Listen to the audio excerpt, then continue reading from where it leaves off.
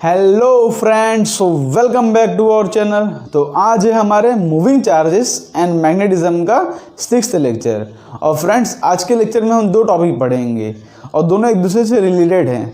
ठीक है, पहला जो टॉपिक होगा वो होगा magnetic movement of a current carrying loop. हमारे पास एक इस तरह का करंट कैरिंग लूप होगा, ठीक है, जिसके अंदर करंट फ्लो कर रहा होगा, उसका हम फाइंड करेंगे मैग्नेटिक मूवमेंट। तो ये क्या होता है इसके बारे में हम सीखने वाले हैं। उसके बाद इसी लेक्चर के हम सेकंड हाफ में सीखने वाले हैं torque on a current carrying loop. एक करंट कैरिंग लूप होगा, उसके ऊपर किस तरह से टॉर्क लगता है मैग्नेटिक फील्ड के अंदर, हम पूरा स्टडी करने वाले हैं। ठीक है, और उसके बाद हम जो जेईई मेंस जेईई मेंस के अंदर जो उसके क्वेश्चंस आए हैं उसको भी हम लेने वाले हैं। तो आप लोग जब क्वेश्चन आए उसको पॉज करके ट्राई कर लेना, और जो कॉन्सेप्ट सिखाऊं तो उसको ध्यान से नोट करना। तो इतने इन्फॉर्मेशन के साथ शुरू करते हैं अपना लेक्चर।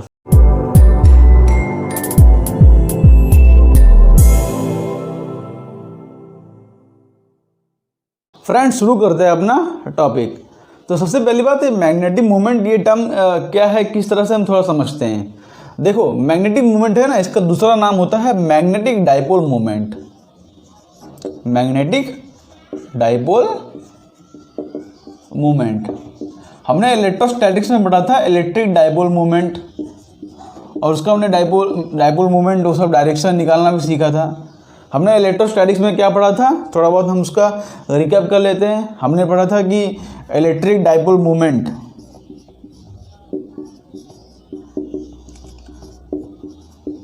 ठीक है। अच्छा, इसलिए बता रहा हूँ क्योंकि बिकॉज ये दोनों आपस में रिलेटेड हैं, दोनों एनालॉगस हैं। तो इलेक्ट्रिक डाइपोल मूवमेंट जिसको हमने पी वेक्टर से डिफाइन किया था, और इसका जो फॉर्मूला आता था Q इंटू 2a, ये फॉर्मूला आता था इसका। और हम जैसे कि यहाँ पर दो इक्वल एंड अपोजिट चार्जेस होते थे, दो इक्वल एंड अपोजिट चार्जेस, जैसे प्लस Q है तो ये होता था माइनस Q। ठीक है, ये दोनों कुछ ना कुछ डिस्टेंस से सेपरेटेड होते थे, और हम इसके सेंटर से डिस्टेंस लेते थे। जैसे कि ये हो जाता था a डिस्टेंस और ये हो जाता है a डिस्टेंस, और ये चार्ज है। तो हमारा डाइपोल मूवमेंट का जो फॉर्मूला आता था Q इंटू 2a वेक्टर, और इसका जो डायरेक्शन आता है फ्रॉम नेगेटिव टू पॉजिटिव, ये इसका डायरेक्शन आता है नेगेटिव वेक्टर से लेके पॉजिटिव वेक्टर तक। ठीक है, यहाँ से लेके यहाँ तक। तो आज हम पढ़ने वाले मैग्नेटिक डाइपोल मूवमेंट। तो देखो, इसके अंदर हमारे पास दो चार्जेस थे, वो दो चार्जेस की वजह से जो डाइपोल मूवमेंट होता था उसका हम डायरेक्शन निकालते थे। तो अब मैग्नेटिक डाइपोल मूवमेंट क्या होता है उसको देखते हैं थोड़ा सा। ठीक है, इसको आप नोट कर लेना।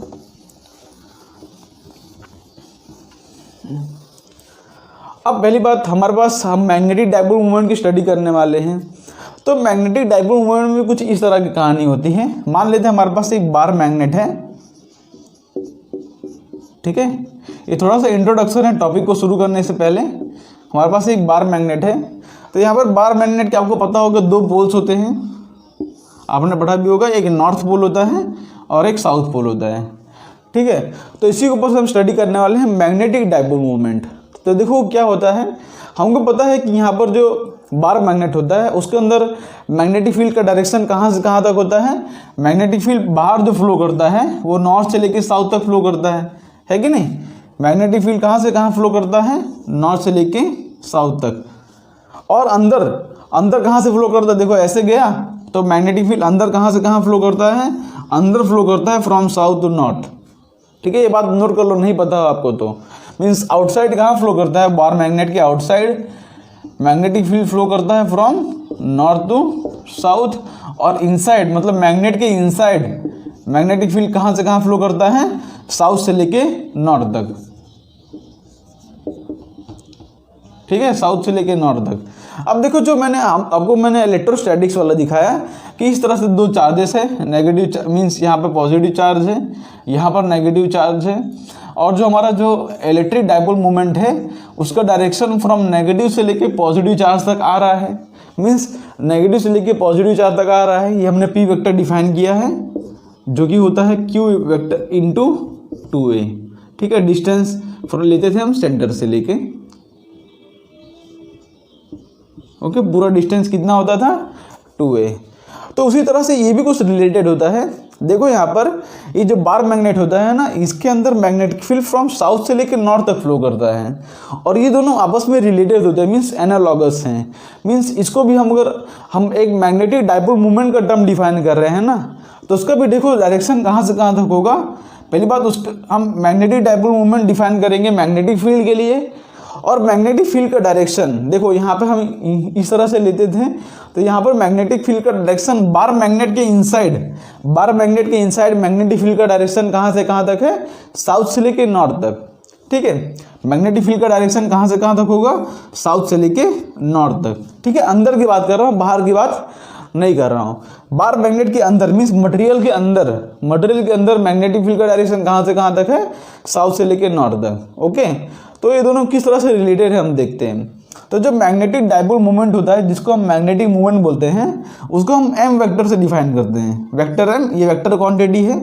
ठीक है, अब मान लेते हैं कि ये जो बार मैग्नेट है ना, जैसे यहाँ पर हमने चार्जेस लिए हैं डिफरेंट, वैसे यहाँ पर कुछ चार्जेस होते नहीं हैं। यहाँ पर क्या होते हैं, अलग अलग पोल्स होते हैं, एक नॉर्थ पोल है, एक साउथ पोल है। ठीक है, तो पोल को हम एक टर्म से डिफाइन करते हैं, जिसको हम बोलते हैं m से डिफाइन करते हैं, स्मॉल m, जिसको हम बोलते हैं magnetic pole strength.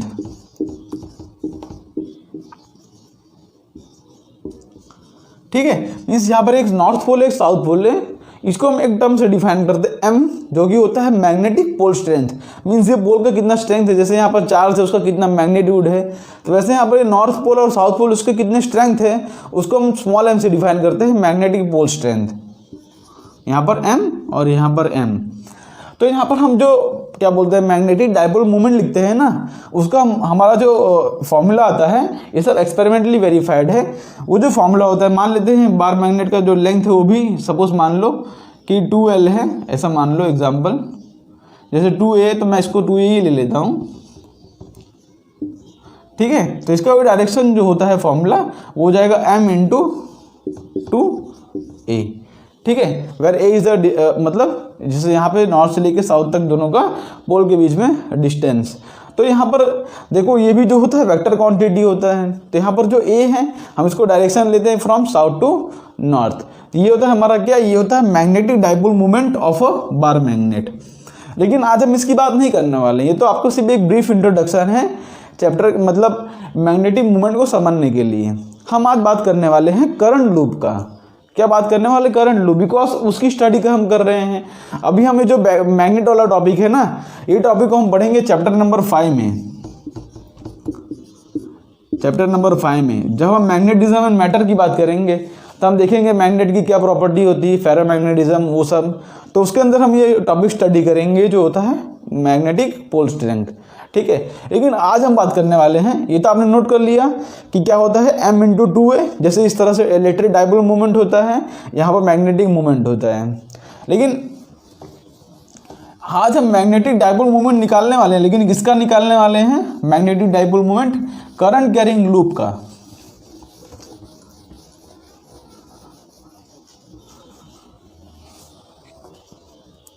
Magnetic dipole movement of a current carrying loop, current carrying loop. हमने बताया ना कि इलेक्ट्रोस्टैटिक्स और मैग्नेटिज्म सब आपस में रिलेटेड हैं। तो देखो जैसे कि हम वहाँ पर पढ़ते थे इलेक्ट्रोस्टैटिक में इलेक्ट्रिक डाइपोल मूवमेंट, वैसे यहाँ पर हम स्टडी करते हैं मैग्नेटिक डाइपोल मूवमेंट। उसके बाद हम वहाँ पर स्टडी किए थे torque due to electric dipole movement. हमने क्या किया था, डाइपोल को रखा था इलेक्ट्रिक फील्ड के अंदर, और उस तरह से कितना उसको टॉर्क लग रहा था वो हमने फाइंड किया था, है ना, फोर्स, टॉर्क, वो सब। उसी हिसाब से हम पहले मैग्नेटिक मूवमेंट स्टडी करेंगे, फिर वही जो करंट कैरिंग लूप है उसको हम रखेंगे मैग्नेटिक फील्ड के अंदर और देखेंगे उसके ऊपर कितना टॉर्क लग रहा है। तो ये हमारी पूरी कहानी होती है। दोनों सब आपस में एक दूसरे से एनालॉगस होते हैं। एनालॉगस मतलब आपस में रिलेटेड होते हैं। ठीक है, तो magnetic dipole movement of a current carrying loop. मान लेते हैं हमारे पास कि ये करंट कैरिंग लूप है इस तरह से। थोड़ा आपको इसका दिखाता हूँ, देखो इस तरह से। ठीक है, और इस लूप को कुछ ना कुछ थिकनेस भी है, जैसे आपको ड्रॉ करके दिखाऊं। थिकनेस मतलब समझो आप इस तरह से कुछ, देखो इस तरह से फिगर,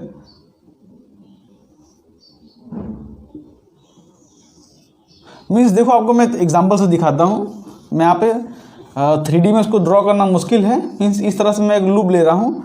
मैं आपको देखो समझ लो, देखो मेरे पास ये देखो यहाँ पर जैसे कि करंट कैरिंग लूप है, एग्जांपल समझ लो, एक सेलो टेप है। देखो जैसे मैंने आपको ये लूप ड्रॉ किया है, तो ये लूप को कुछ ना कुछ थिकनेस भी है, मतलब ये देखो कुछ हाइट भी है, ठीक है। तो यहाँ पर वो हाइट में ड्रॉ नहीं कर पा रहा हूँ यहाँ पर, लेकिन आप उसको अज्यूम कर लो कि हमारे पास एक करंट कैरिंग लूप है, उसके पास इस तरह से कुछ ना कुछ थिकनेस भी है, ठीक। तो मान लेते हैं इस लूप में जो है करंट इस तरह से आई फ्लो कर रहा है, ओके। इस लूप में करंट फ्लो कर रहा है आई। अब देखो यहाँ पर हमने देखो यहाँ पर पढ़ा कि बार मैग्नेट है हमारे पास, इस तरह से बार मैग्नेट है। तो मान लो कि हमारा क्या है, हमारा नॉर्थ पोल है, ये साउथ पोल है, ठीक है। तो यहाँ पर जो आउटसाइड होता है मैग्नेटिक फील्ड इस तरह से फ्लो करता है, लेकिन इनसाइड कहाँ फ्लो करता है, inside magnetic field flows from south to north, है ना। इनसाइड कुछ इस तरह से फ्लो करता है, बाहर तो जो है नॉर्थ से लेके साउथ तक फ्लो करता है, आपको पता ही होगा। तो यहाँ पर देखो करंट कैरिंग लूप है, जैसे यहाँ पर इस तरह से होगा तो यहाँ पर करंट इस तरह से बाहर आ जाएगा। तो यहाँ पर अब हमको यहाँ पर डिफाइन करना है मैग्नेटिक मूवमेंट का term for a current carrying loop. हमको पता है कि हम दोनों इनों से एनालॉजी लगा रहे हैं, मतलब हमने बोल दिया कि यहाँ पर एक करंट कैरिंग लूप है, इसका कुछ ना कुछ थिकनेस भी है। तो हम वो थिकनेस के अंदर देखेंगे कि मतलब अंदर मैग्नेटिक फील्ड का डायरेक्शन क्या है। तो मैग्नेटिक फील्ड का हमको डायरेक्शन निकालने आता है। हम क्या करते हैं कि जहाँ पर करंट फ्लो करता है वहाँ पर अपना थंब रखते हैं, देखो करंट फ्लो करता है, अपना थंब देखते हैं। और सबसे पहली बात मैं बता दूं कि आपको इनसाइड देखना है, ठीक है। मीन्स हमारे पास एक करंट कैरिंग लूप है, हमको इसके अंदर देखना है। मीन्स देखो हमको इसके अंदर देखना है, बाहर का नहीं देखना है। यहाँ पर मैग्नेटिक फील्ड क्या है हमको नहीं देखना है, ठीक है। हमको कहाँ देखना है, इसके इनसाइड।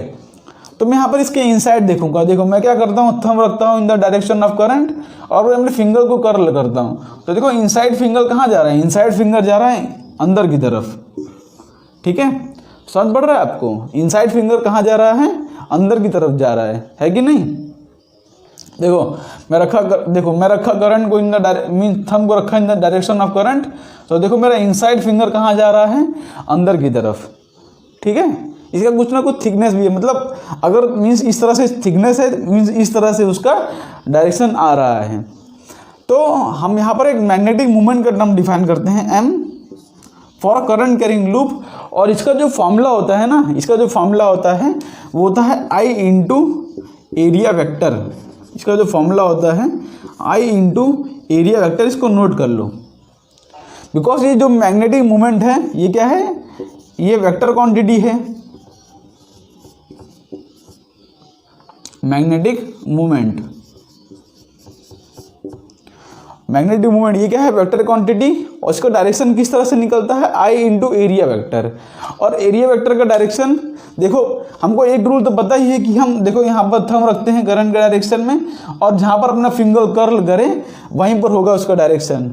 और हमने बोला है कि मीन्स यहाँ पर देखो कहाँ से कहाँ फ्लो करता है, मीन्स साउथ से लेकर नॉर्थ तक, है ना। मैग्नेटिक मूवमेंट का डायरेक्शन कहाँ से होता है, साउथ से लेकर नॉर्थ तक। मतलब ये इनसाइड फ्लो कर रहा है, मतलब ये मेरा होगा साउथ पोल और ये मेरा होगा नॉर्थ पोल। तो यहाँ पर जो मैग्नेटिक मूवमेंट होगा कुछ इस तरह से फ्लो करेगा। यहाँ पर इनसाइड का मेरा मतलब है कि कुछ इस तरह से, बिकॉज उसके अंदर का थिकनेस देखो यहाँ पर आपको इस तरह दिखाऊं तो मेरा इनसाइड का मतलब है कि इसके थिकनेस के अंदर, देखो थिकनेस के अंदर मीन्स यहाँ पर कुछ इस तरह से, जैसे डिफाइन करना चाहूँ तो इस तरह से कुछ होगा। यहाँ पर समझो कि वो इनसाइड गया और यहाँ से बाहर आया, ठीक है, अंदर से। तो यहाँ पर ये होगा मेरा, देखो मैंने थंब किया इन द डायरेक्शन ऑफ अंदर की तरफ जा रहा है, मतलब ये हो गया मेरा साउथ पोल, ये मेरा नॉर्थ पोल हो गया। तो मतलब करंट जो है मैग्नेटिक मूवमेंट का डायरेक्शन कुछ इस तरह से है, ठीक है। ये मेरा क्या है, मैग्नेटिक मूवमेंट का डायरेक्शन। और मैंने कैसे निकाला, मैंने रखा थंब को इन द डायरेक्शन ऑफ करंट और फिंगर को अपने कर्ल किया। तो जहाँ पर मेरा फिंगर कर्ल हुआ वहीं पर होगा मैग्नेटिक मूवमेंट का डायरेक्शन। और मैं इसके थिकनेस के अंदर की बात कर रहा हूँ, ठीक है, बाहर की बात नहीं कर रहा हूँ। बाहर तो देखो मैग्नेटिक मूवमेंट का डायरेक्शन कुछ भी हो सकता है, बाहर तो जो है मैग्नेटिक मूवमेंट का डायरेक्शन यहाँ बाहर होगा, आउटसाइड होगा, लेकिन अंदर क्या है उसकी बात कर रहा हूँ, ठीक है। तो अंदर जो है इसका direction from south to north, मतलब ये हो जाएगा साउथ पोल और ये हो जाएगा मेरा नॉर्थ पोल, ठीक है। और इसका फॉर्मूला क्या होता है, I into area vector. A क्या है मेरा, एरिया वेक्टर है, एरिया वेक्टर।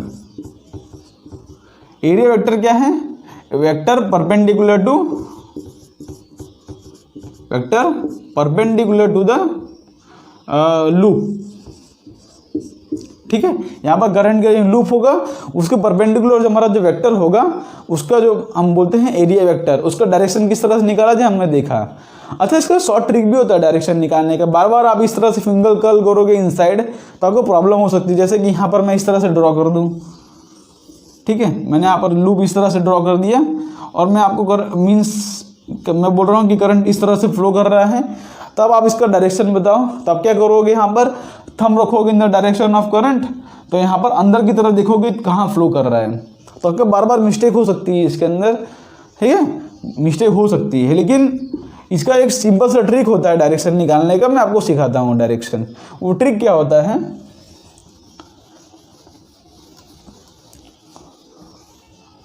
बिकॉज ये पूरा जो मैग्नेटिज्म जो चैप्टर है ना, ये पूरा डायरेक्शन से रिलेटेड है। तो कहाँ पर कौन सा डायरेक्शन का तरीका यूज़ कर रहा हूँ आपको पता होना चाहिए। वैसे 2 ही 3 तरीके हैं। तो देखो यहाँ पर क्या करते हैं हम, curl your fingers in the direction of current. Because ये रूल बहुत ही इजी है, बार बार इसको अप्लाई कर सकते हो, इसलिए मैं यहाँ पर बता दे रहा हूँ, ठीक है। Curl your finger in the direction of current and thumb will give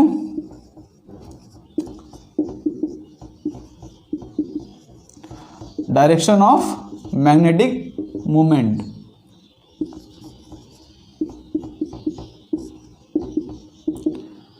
ठीक है, तो मेरा डायरेक्शन निकालने का तरीका है। डायरेक्शन निकालने का तरीका क्या है कि आपको फिंगर को कर्ल करना है in the direction of current. अभी हम क्या करते थे, हम थंब को रखते थे इन द डायरेक्शन ऑफ करंट, लेकिन मैं क्या कर रहा हूँ, फिंगर को कर्ल करो इन द डायरेक्शन ऑफ करंट। देखो यहाँ पर फिंगर को कर्ल कर रहा हूँ इन द डायरेक्शन ऑफ करंट, तो जहाँ पर मेरा थंब पॉइंट करेगा, ठीक है, जहाँ पर मेरा थंब पॉइंट करेगा, देखो जैसे यहाँ पर देखो करंट किस तरह से फ्लो कर रहा है, यहाँ पर जैसे यहाँ पर भी करंट फ्लो करेगा।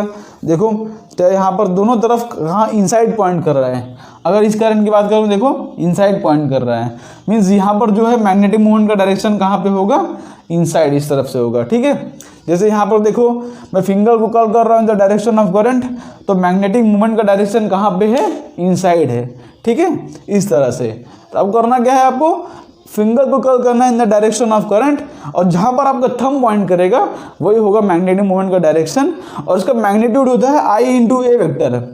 आपके अंदर क्वेश्चन आ रहा होगा कि मैंने आई इंटू ए वेक्टर ही क्यों लिखा है, तो उसका भी आपको मैं रीज़न दूंगा।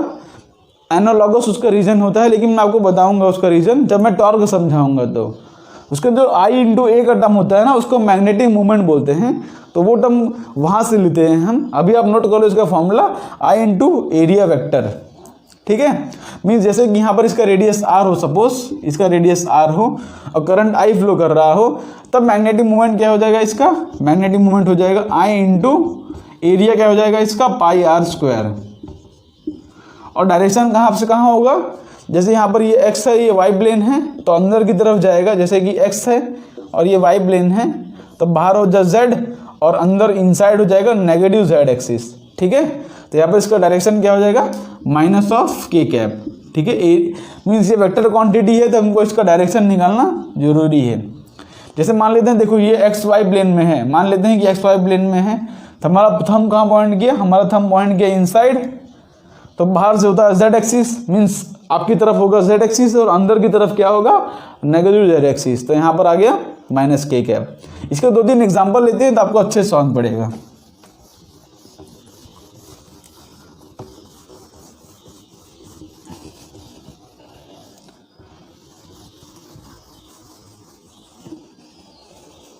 ठीक है, तो जैसे हम यहाँ पर ड्रॉ करता हूँ करंट कैरिंग लूप। अच्छा, जरूरी नहीं है कि करंट कैरिंग लूप हमेशा सर्कुलर हो, वो स्क्वायर शेप में भी हो सकता है, रेक्टेंगल शेप में भी हो सकता है, कोई भी शेप में हो सकता है। बस इतना है कि वो करंट कैरिंग वो लूप होना चाहिए, मीन्स क्लोज लूप, और उसके अंदर होना चाहिए करंट फ्लो करना चाहिए, ठीक है, बस ये कंडीशन है। तो मान लेते हैं कि एक्स एक्सिस है, ये वाई एक्सिस है और ये जेड एक्सिस है।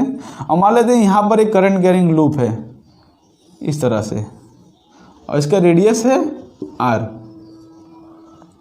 और मान लेते हैं इसके इस तरह से करंट फ्लो कर रहा है आई, ठीक है, यहाँ से करंट फ्लो करेगा इस तरह से आई। तो हमको डिफाइन करना है यहाँ पर मैग्नेटिक मूवमेंट, ठीक है, फाइंड एम। तो किस तरह डिफाइन करेंगे? मैग्नेटिक मूवमेंट का फॉर्मूला क्या होता है? मैग्नेटिक मूवमेंट का फॉर्मूला हो जाएगा आई इंटू एरिया वेक्टर, ठीक है। मैग्नेटिक मूवमेंट का फॉर्मूला क्या हो जाएगा? आई इंटू एरिया वेक्टर, ठीक है। तो करंट क्या है इसके अंदर? आई, और एरिया क्या हो जाएगा इसका? एरिया हो जाएगा इसका पाई आर स्क्वायर, ठीक है। स्मॉल आर लिखा तो स्मॉल आर लिख देते हैं, एरिया हो जाएगा स्मॉल आर स्क्वायर, अच्छा कैपिटल आर ही है, ओके। अब इसका डायरेक्शन निकालना है। डायरेक्शन किस तरह से करेंगे हम? Curl your fingers in the direction of current. तो देखो फिंगर को कर्ल करता हूँ इन the direction of current. Thumb कहाँ पॉइंट कर रहा है? आउटसाइड। देखो थंब कहाँ पॉइंट कर रहा है? आउटसाइड। मीन्स अगर ये एक्जेक्ट प्लेन में है तो एक्जेक्ट प्लेन के परपेंडिकुलर कौन सा प्लेन होता है? वाई एक्सिस, ठीक है। एक्जेक्ट प्लेन के परपेंडिकुलर कौन सा प्लेन होता है? वाई एक्सिस ही होता है ना। ये एक्स एक्सिस वाई एक्सिस, उसके परपेंडिकुलर कौन सा प्लेन? जो कि वाई एक्सिस। तो यहाँ पर इसका डायरेक्शन जो हो जाएगा वो हो जाएगा जे कैप, ठीक है। अंदर की तरफ होता तो माइनस जे कैप हो जाता, ओके। जैसे यहाँ पर दूसरा क्वेश्चन लेते हैं हम।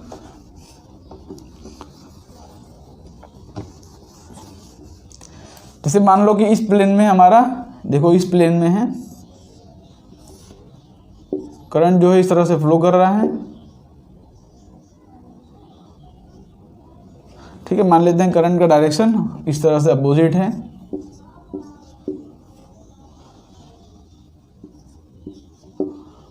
ओके। और यहाँ पर स्क्वायर है जिसका साइड है ए। तो यहाँ पर हमको मैग्नेटिक मूवमेंट डिफाइन करना हो तो क्या करेंगे? एम इक्वल टू लिखेंगे आई इंटू ए वेक्टर, एरिया वेक्टर आई। आई क्या है? करंट जो कि आई है, इंटू एरिया। एरिया क्या हो जाएगा? बिकॉज स्क्वायर लूप है तो इसका एरिया हो जाएगा ए स्क्वायर, इंटू इसका डायरेक्शन क्या होगा? हम कर्ल फिंगर को कर्ल करेंगे डायरेक्शन ऑफ करंट। देखो डायरेक्शन ऑफ करंट की तरफ फिंगर कर्ल कर रहा हूँ। मेरा थंब कहाँ पॉइंट कर रहा है? थंब पॉइंट कर रहा है इनसाइड, मतलब ये एक्स वाई प्लेन में है। तो यहाँ पर इसको परपेंडिकुलर कौन सा प्लेन होता है? जेड, जो कि बाहर है। अंदर की तरफ कौन सा प्लेन है? अंदर की तरफ प्लेन है नेगेटिव के cap, means negative Z axis, ठीक है। देखो एक्स वाई के परपेंडिकुलर बाहर की तरफ है जेड एक्सिस, तो अंदर की तरफ कौन सा प्लेन होगा? नेगेटिव जेड एक्सिस, जो कि हम उसको माइनस के कैप उसका डायरेक्शन हम लिखते हैं। तो इस तरह क्वेश्चन है, आप उसको सॉल्व कर सकते हो, ठीक है। ओके, तो एक और क्वेश्चन ले लेते हैं।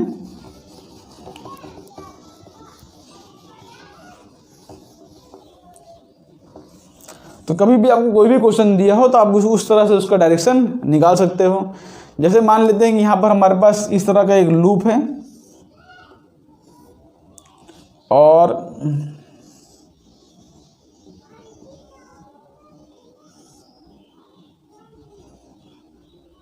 ओके ओके मान लेते हैं कि ये जो साइड है मेरा ए है,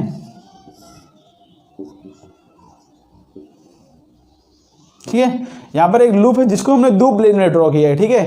ये लूप कौन से प्लेन है? बिकॉज ये जो इसका इतना पार्ट है ये जो है एक्स वाई प्लेन में है, और इसका जो दूसरा पार्ट है ये जो है एक्स जेड प्लेन में है,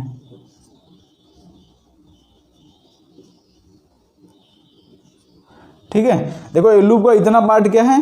लूप का इतना पार्ट है, ये जो है इतना पार्ट है ये एक्स जेड प्लेन में है, और ये इतना पार्ट जो है एक्स वाई प्लेन में है, और इसका जो साइड है वो तो ए है,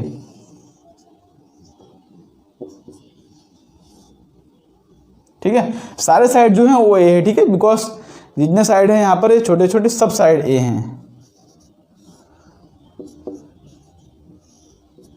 ओके। अब मान लेते हैं कि यहाँ पर इस तरह से करंट फ्लो कर रहा है, जैसे कि आई करंट,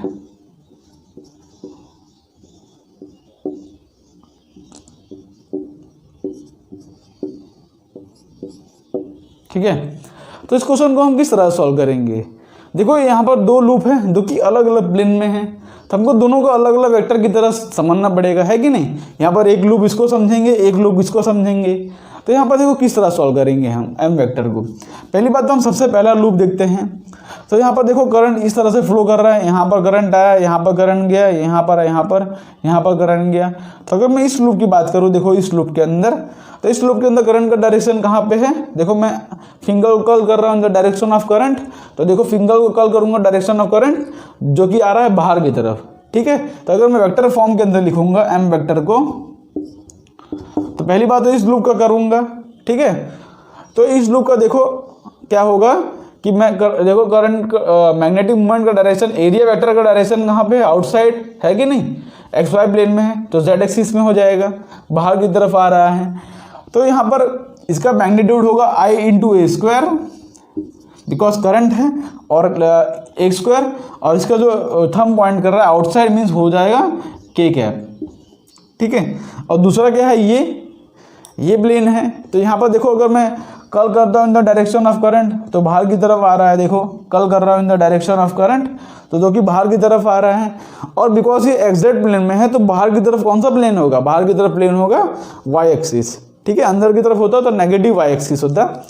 तो यहाँ पर इसका मैग्नीट्यूड हो जाएगा आई इंटू ए स्क्वायर, और इसका जो डायरेक्शन होगा वो हो जाएगा जे कैप, ठीक है। इसका डायरेक्शन क्या होगा, जे कैप। तो मीन्स अगर यहाँ पर मैं मैग्नेटिक मूवमेंट का डायरेक्शन मीन्स उसका लिखना चाहूँ अगर मैं इसको वेक्टर फॉर्म में, तो हो जाएगा I into A square into J cap plus के कैप। अगर इसका कोई मेरे को मैग्नीट्यूड पूछे तो यहाँ पर मैग्नीट्यूड हो जाएगा आई ए स्क्वायर का square plus I A square का स्क्वायर। तो आई ए स्क्वायर बाहर आ जाएगा, means √2 times of I A square. इस तरह से इसका मैग्नीट्यूड हो जाएगा, ठीक है। तो मैग्नीट्यूड ये है, वेक्टर फॉर्म के अंदर ये है। तो मैग्नेटिक मूवमेंट का इतना ही टर्म आपको जरूरी है समझने के लिए। हमारा जो नेक्स्ट कॉन्सेप्ट है torque on a current carrying loop, ठीक है, वही आज का हमारा मेन कॉन्सेप्ट है। ये तो सिर्फ उसके अंदर यूज होने वाला है, इसलिए इस टर्म को बता दिया। और इस टर्म के ऊपर क्वेश्चंस भी आते हैं जे मेंस में अंदर, इसलिए मैंने ये टर्म को बता दिया। तो इसको मैं यहाँ से रफ कर देता हूँ। अब अपना नेक्स्ट टॉपिक करते हैं, torque on a current carrying loop. Okay,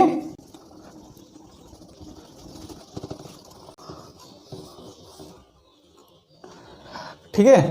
तो अब अपना नेक्स्ट टॉपिक करते हैं जो कि हो जाएगा टॉर्क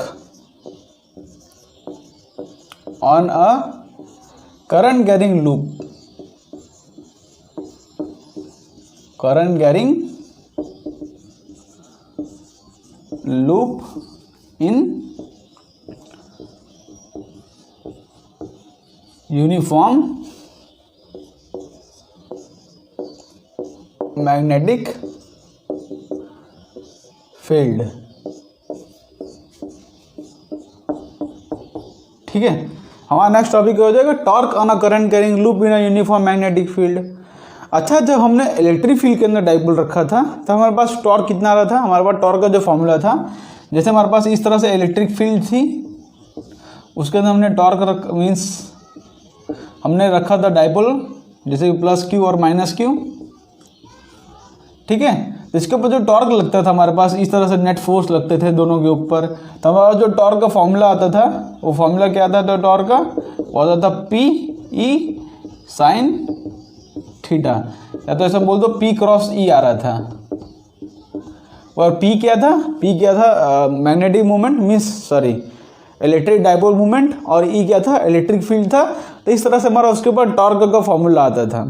तो देखो उसके रिलेटेड ही इसका कुछ फॉर्मूला आता है, मीन्स उसके एनालॉगस इसका फॉर्मूला आएगा। हम देखो दोनों को किस तरह से कंपेयर करते हैं। तो सबसे पहली बात हम इसके अंदर किसकी बात कर रहे हैं, हम करंट कैरिंग लूप की बात कर रहे हैं, ठीक है। इसको तो यहाँ से मैं साइड से हटा देता हूँ, ठीक है। तो हम किसकी बात कर रहे हैं, करंट कैरिंग लूप। तो यहाँ पर क्या करता हूँ, मैं करंट कैरिंग लूप इस तरह से ले लेता हूँ,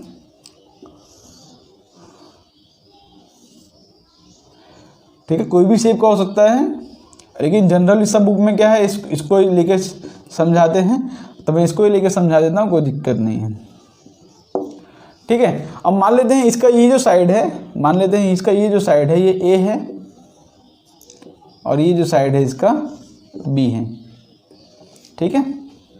ये भी ए, तो ये भी हो जाएगा बी, और ये भी हो जाएगा ए। हमारे पास इस तरह के करंट कैरिंग लूप है। अब मान लेते हैं कि इस तरह से मैग्नेटिक फील्ड के अंदर रखा हुआ है,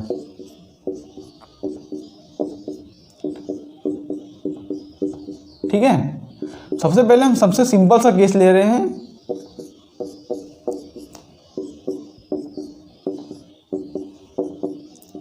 ठीक है। सबसे पहला केस जो हमारा रहेगा वो सबसे सिंपल सा केस रहेगा। वो केस क्या है कि when magnetic moment and magnetic field are at theta equal to 0 degree, ठीक है। मैग्नेटिक मोमेंट और magnetic field are theta equal to 0 degree, ठीक है। दोनों क्या है, एक दूसरे की पैरेलल हैं। देखो ध्यान से, यहाँ पर मैग्नेटिक मोमेंट का डायरेक्शन कहाँ है, तो मैग्नेटिक मोमेंट का डायरेक्शन किस तरह से निकाला जाता है। मैं क्या करता हूँ, देखो फिंगर को कॉल करता हूँ इन द डायरेक्शन ऑफ करंट, तो जहाँ थंब पॉइंट करेगा वही होगा मेरा मैग्नेटिक मोमेंट। तो यहाँ पर अंदर का डायरेक्शन, मैग्नेटिक मोमेंट का भी डायरेक्शन अंदर की तरफ है और मैग्नेटिक फील्ड का डायरेक्शन वो भी अंदर की तरफ है, ठीक है। मीन्स देखो कॉल कर रहा हूँ फिंगर को इन द डायरेक्शन ऑफ करंट, तो जहाँ थंब पॉइंट करेगा वही होगा डायरेक्शन ऑफ मैग्नेटिक मोमेंट। तो यहाँ पर मैग्नेटिक मोमेंट और मैग्नेटिक फील्ड दोनों कौन से डिग्री एंगल पर है, दोनों 0 डिग्री एंगल पर हैं। या तो आप ऐसे बोल दो कि जो मैग्नेटिक लूप है वो perpendicular to the magnetic field है, मतलब मैग्नेटिक लूप जो है वो perpendicular to the magnetic field है, ठीक है। या तो आप उसको ऐसे ही बोल सकते हो, okay.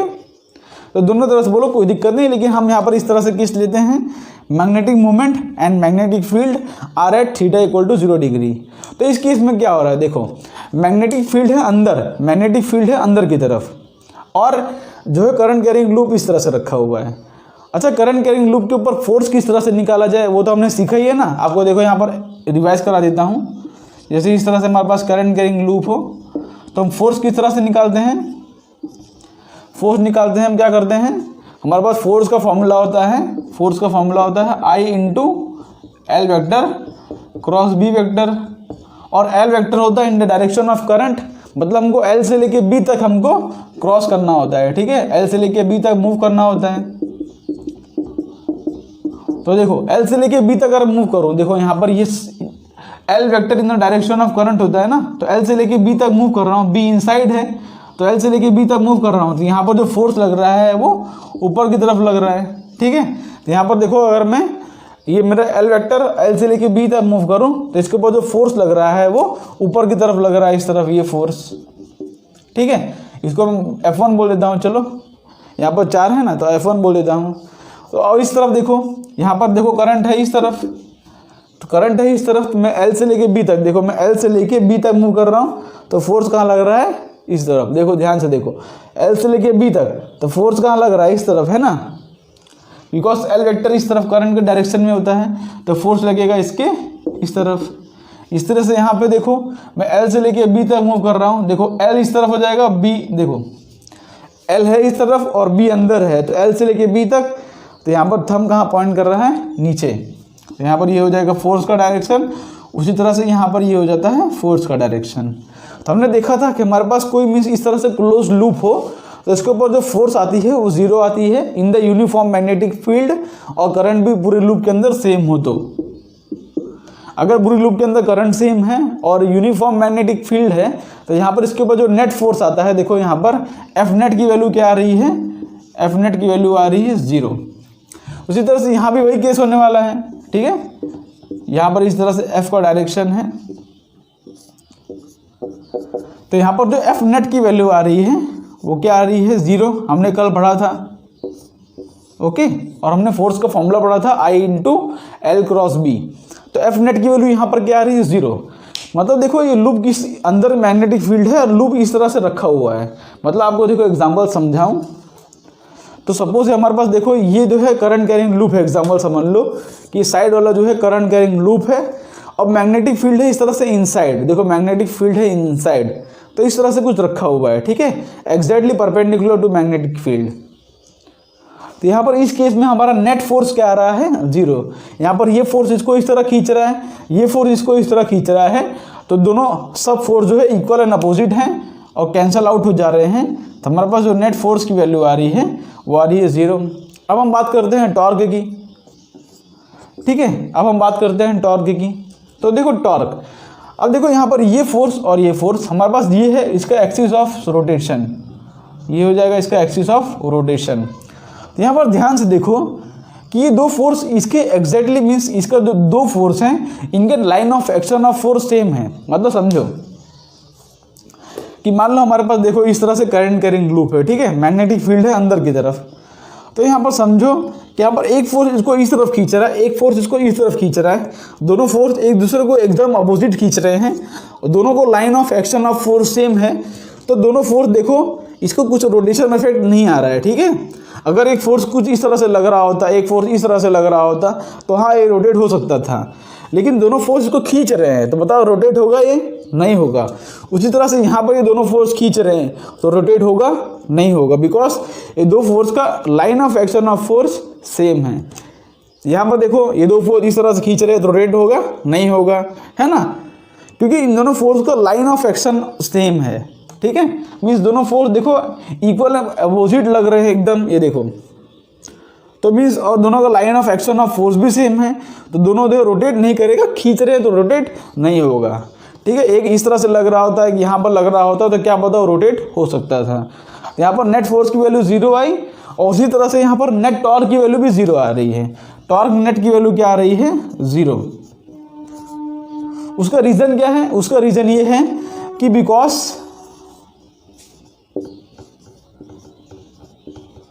Line of action of force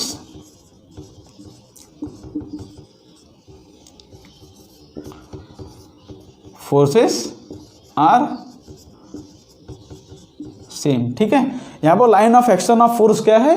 same है, इसलिए क्या आ रहे हैं कि यहाँ पर वो दोनों फोर्स जो है मीन्स एक दूसरे को कैंसिल कर दे रहे हैं और वो फोर्स रोटेशन इफेक्ट नहीं दे रहा है, ठीक है। इसलिए यहाँ पर क्या नेट टॉर्क की वैल्यू भी 0 आ जा रही है।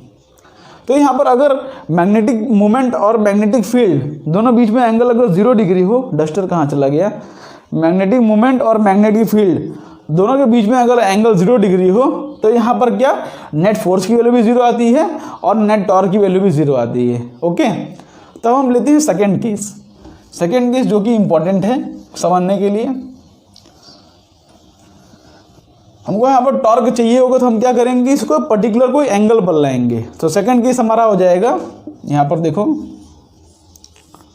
व्हेन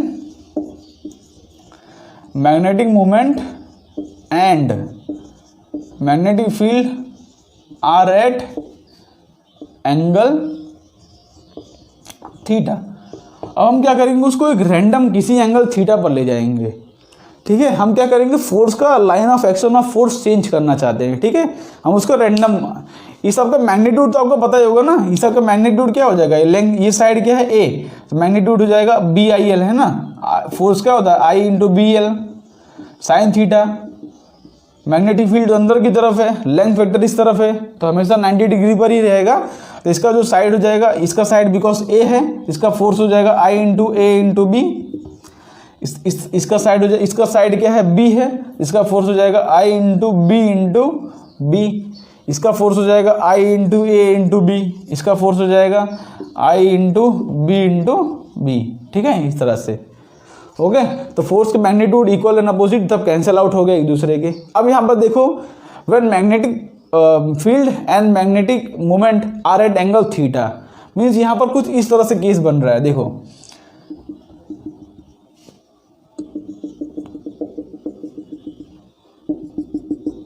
ध्यान से देखोगे तो ये इनिशियल केस था। अब हम क्या कर रहे हैं, इसको थोड़ा सा रोटेट कर दे रहे हैं, ठीक है। मीन्स थोड़ा सा इसको इस तरह से रोटेट कर दे रहे हैं,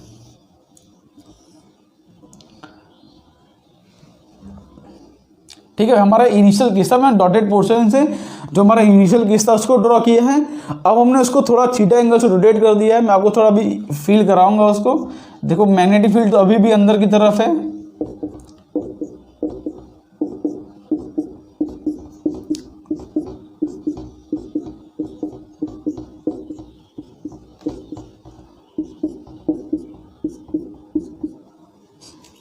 देखो, ठीक है। इस तरह से केस बन गया है।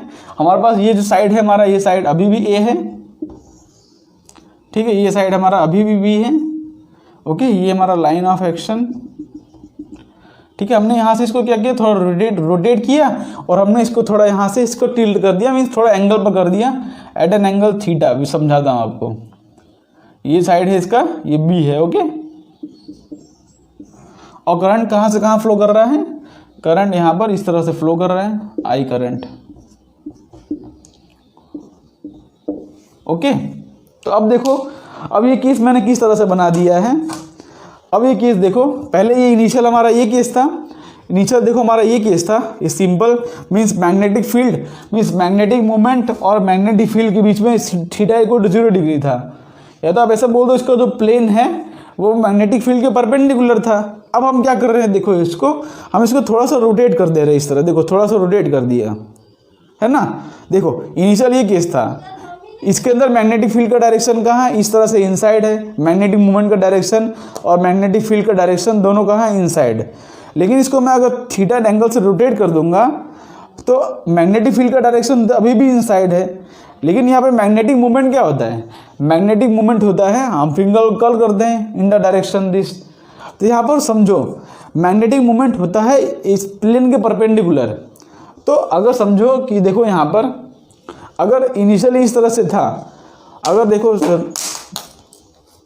अगर इनिशियली जैसे कि इस तरह से था ये, तो अगर मैं इसको रोटेट करूँगा तो जो मैग्नेटिक मूवमेंट होगा वो भी थीटा एंगल से रोटेट कर जाएगा ना।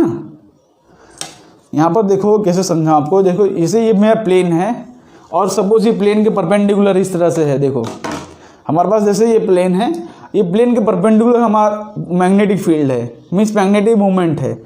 तो अगर मैं इसको रोटेट करता हूँ थीटा एंगल से, तो मैग्नेटिक मूवमेंट है ये भी थीटा एंगल से रोटेट कर जाएगा ना। मैग्नेटिक फील्ड का डायरेक्शन तो अभी भी इनसाइड है, लेकिन मैग्नेटिक मूवमेंट का डायरेक्शन मीन्स एरिया वेक्टर का डायरेक्शन मैग्नेटिक फील्ड से थीटा एंगल बना लेगा। मीन्स अगर ये थीटा एंगल से मैं रोटेट कर दे रहा हूँ इसको थीटा एंगल से, तो जो मैग्नेटिक मूवमेंट होगा वो भी थीटा एंगल से क्या कर जाएगा, रोटेट कर जाएगा। मीन्स अब जो हमारा केस है मैग्नेटिक फील्ड और मैग्नेटिक मूवमेंट उन दोनों के बीच में एंगल है हमारा थीटा, ठीक है, उन दोनों बीच में एंगल है हमारा थीटा। तो अब फोर्सेस तो यहाँ पर क्या लग रहा है, यहाँ पर जो फोर्स लगेगा वो हो जाएगा I into A into B. Force का मैग्नीट्यूड तो चेंज नहीं होगा because I into A into magnetic field ये फोर्स है, ठीक है। और यहाँ पर जो फोर्स लग रहा है वो लग रहा होगा I into A into B, ठीक है। ऊपर की तरफ समझो। अब यहाँ पर देखो थोड़ा और समझाता हूँ, बिकॉज हमने इसको क्या कर दिया, थीटा एंगल से रोटेट कर दिया है, तो ऊपर वाले दो साइड है ना ये कुछ एंगल थीटा पर आ जाएंगे। देखो इनिशियल मीन्स मैग्नेटिक फील्ड से वो कुछ थीटा एंगल पर है, तो यहाँ पर इसका फोर्स जो है कुछ कोई ना कोई वैल्यू का आएगा। तो मान लेते हैं वो जो फोर्स की वैल्यू है वो F है, F1 है। मान लेते हैं कि फोर्स की वैल्यू F1 है और मान लेते हैं नीचे जो फोर्स की वैल्यू है वो F2 है, ठीक है। उसका क्या मैग्नीट्यूड है, उसका जो मैग्नीट्यूड होगा वो होगा क्या होगा, वो होगा I into B sine theta. Because ये दोनों साइड है ना ये पर्टिकुलर कोई थीटा एंगल पर आ गए हैं, लेकिन ये दोनों साइड अभी भी परपेंडिकुलर है। समझो इस तरह से मेरे पास लूप है, अगर मैं इसको थीटा एंगल से रोटेट कर दे रहा हूँ और मैग्नेटिक फील्ड अभी भी इस तरह से है, ठीक है, मैग्नेटिक फील्ड अभी भी इस तरह से है, तो ये दोनों साइड तो अभी भी परपेंडिकुलर हैं। देखो ये दोनों साइड तो अभी भी परपेंडिकुलर हैं, लेकिन ये साइड देखो अगर इस तरह से दिखाऊं तो ये साइड देखो थीटा एंगल पर आ गया है, देखो मैग्नेटिक फील्ड के। इसको इसी तरह से देखो, मैं इसको आपको इस प्लेन में दिखाऊं तो देखो ये थीटा एंगल पर आ गया, लेकिन ये दोनों साइड है ना, ये दोनों साइड ये अभी भी परपेंडिकुलर हैं। मीन्स यहाँ पर ये दोनों साइड है ये अभी भी परपेंडिकुलर हैं, लेकिन ये दोनों साइड थीटा एंगल पर आ गए हैं, ठीक है। तो इन दोनों को जो भी फोर्स आएगा I इंटू बी और यहाँ पर भी दो फोर्स आएगा, उसका मैग्नीट्यूड कुछ भी हो लेकिन वो दोनों आपस में कैंसिल आउट हो जाएंगे, ठीक है। इन दोनों मैग्नीट्यूड बिकॉज इनका जो लाइन ऑफ एक्शन है वो सेम है, तो ये F1 और F2 ये तो कैंसिल हो जाएंगे, ठीक है। F1 इक्वल टू F2 हो जाएगा, तो ये ऊपर और नीचे वाले फोर्स तो कैंसिल आउट हो जाएंगे, पर क्या ये साइड वाले फोर्स कैंसिल आउट होंगे, ये और ये फोर्स, क्या ये साइड वाले फोर्स कैंसिल आउट होंगे, बताओ मेरे को। ये साइड वाले फोर्स है ना कैंसिल आउट नहीं होंगे, बिकॉज इस केस में क्या हो रहा है समझो, इस केस में समझो यहाँ पर ये फील्ड है, एक फोर्स इसको यहाँ पर देखो, एक फोर्स यहाँ पर है और एक फोर्स यहाँ पर है, ठीक है। देखो ये दोनों का line of action of force same नहीं, इसका लाइन ये है देखो और इसका लाइन ये है, ठीक है, दोनों का लाइन अलग अलग है, लाइन ऑफ एक्शन सेम नहीं है। तो ये फोर्स क्या करेगा, इसको इस तरफ घुमा रहा है और ये फोर्स इसको इस तरफ घुमा रहा है, देखो ये इस तरफ ये इस तरफ, तो इस तरह से रोटेशन इफेक्ट आ जाएगा, रोटेशन इफेक्ट। ये इसको यहाँ से घुमा रहा है, इसको यहाँ से घुमा रहा है, तो देखो और जो है ये लूप जो है इस तरह से रोटेट कर जाएगा, है कि नहीं। इसको यहाँ से घुमाया, इसने यहाँ से घुमाया, देखो ये फोर्स है यहाँ से घुमाया, ये फोर्स है यहाँ से घुमाया, तो इस तरह से रोटेशन इफेक्ट आ जाएगा in the current carrying loop. Means ये दोनों फोर्स है ना, इनका line of action of force same नहीं है। देखो एक फोर्स यहाँ पर इस तरह से लग रहा है, देखो इसका लाइन ऑफ एक्शन कुछ इस तरह से आएगा, इसका लाइन कुछ इस तरह से आएगा, तो दोनों फोर्स आपस में कैंसिल आउट नहीं होंगे, ठीक है, समझे कि नहीं। दोनों फोर्स आपस में कैंसिल आउट नहीं होंगे, मीन्स इसका टॉर्क आएगा, ठीक है। टॉर्क नेट फोर्स तो जीरो है, समझो यहाँ पर, समझो नेट फोर्स तो जीरो है। नेट फोर्स क्यों जीरो है इसको समझाता हूँ। बिकॉज ये फोर्स का मीन्स, बिकॉज ये दो फोर्स वेक्टर क्वांटिटी होती हैं। हम नेट फोर्स किस तरह से लिखते हैं, हम लिखते हैं कि मीन्स एक्स एक्सिस में जितने फोर्सेस हैं और वाई एक्सिस में जितने फोर्सेस हैं वो दोनों फोर्स के मैग्नीट्यूड सेम है, ठीक है, और डायरेक्शन अपोजिट है।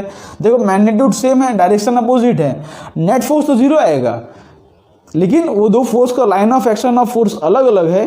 भले मैग्नीट्यूड और डायरेक्शन इक्वल एंड अपोजिट है, लेकिन line of action of force अलग है, तो टॉर्क जीरो नहीं होगा, लेकिन नेट फोर्स तो जीरो होगा, लेकिन टॉर्क नेट जो होगा वो नॉट इक्वल टू जीरो होगा। टॉर्क नेट होगा वो नॉट इक्वल टू जीरो होगा, ठीक है, वो जीरो नहीं होगा, ओके। बिकॉज ये दोनों फोर्स का line of action of force same नहीं है। बार बार इसलिए समझा रहा हूँ बिकॉज क्या पता आपको कंफ्यूजन हो, क्या पता आपको समझ नहीं आ रहा हो, इसलिए मैं इसको बार बार समझा रहा हूँ, ओके। ये दो फोर्स तो इक्वल एंड अपोजिट है, बिकॉज ऊपर और नीचे वाले फोर्स का line of action of force same ही था, तो दोनों फोर्स कैंसल आउट हो गए और दोनों फोर्स की वजह से कोई टॉर्क जनरेट भी नहीं हो रहा है। इन दोनों फोर्स की वजह से टॉर्क जनरेट होगा, इसलिए जो टॉर्क नेट आएगा वो नॉट इक्वल टू जीरो आएगा। जैसे हमने वो इलेक्ट्रोस्टैटिक्स में पढ़ा था कि उसको नेट फोर्स तो हमेशा जीरो आता था अगर यूनिफॉर्म मैग्नेटिक फील्ड हो। याद रख लो, यूनिफॉर्म मैग्नेटिक फील्ड हो तो नेट फोर्स तो हमेशा जीरो आएगा, लेकिन जो टॉर्क की वैल्यू है वो जीरो वो है कि नहीं, वो तो फोर्स के लाइन ऑफ एक्शन पे डिपेंड करता है, ठीक है। तो यहाँ पर आपको होप्स तो आपको समझाने के बाद समझ पड़ा होगा। तो देखो अब हम फाइंड करते हैं कि टॉर्क जीरो नहीं है, लेकिन उसका वैल्यू कितना है वो हम फाइंड करते हैं। तो इसको यहाँ से मैं रफ करता हूँ, ये वाले पार्ट को मैं रफ कर देता हूँ।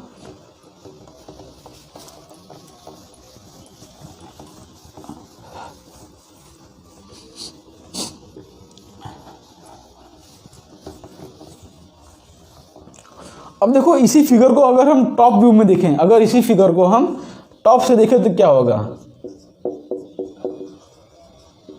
देखो ध्यान से देखो, यही फिगर है, कुछ इस तरह से फिगर है, ये फिगर है। बिकॉज हमको डिराइव करना है, इसमें आपको समझना मुश्किल होगा। तो देखो यहाँ पर इस तरह से मैग्नेटिक फील्ड है इनिशियली, इसको हमने थीटा एंगल से रोटेट कर दिया।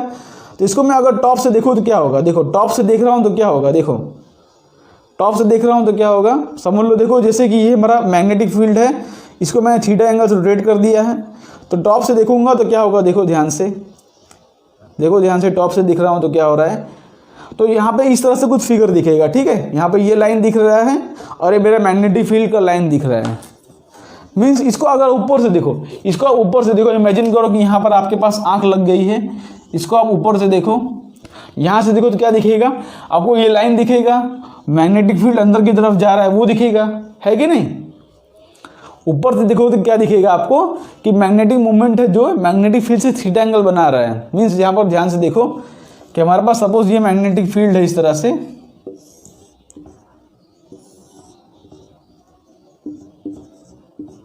ये हमारे पास मैग्नेटिक फील्ड है।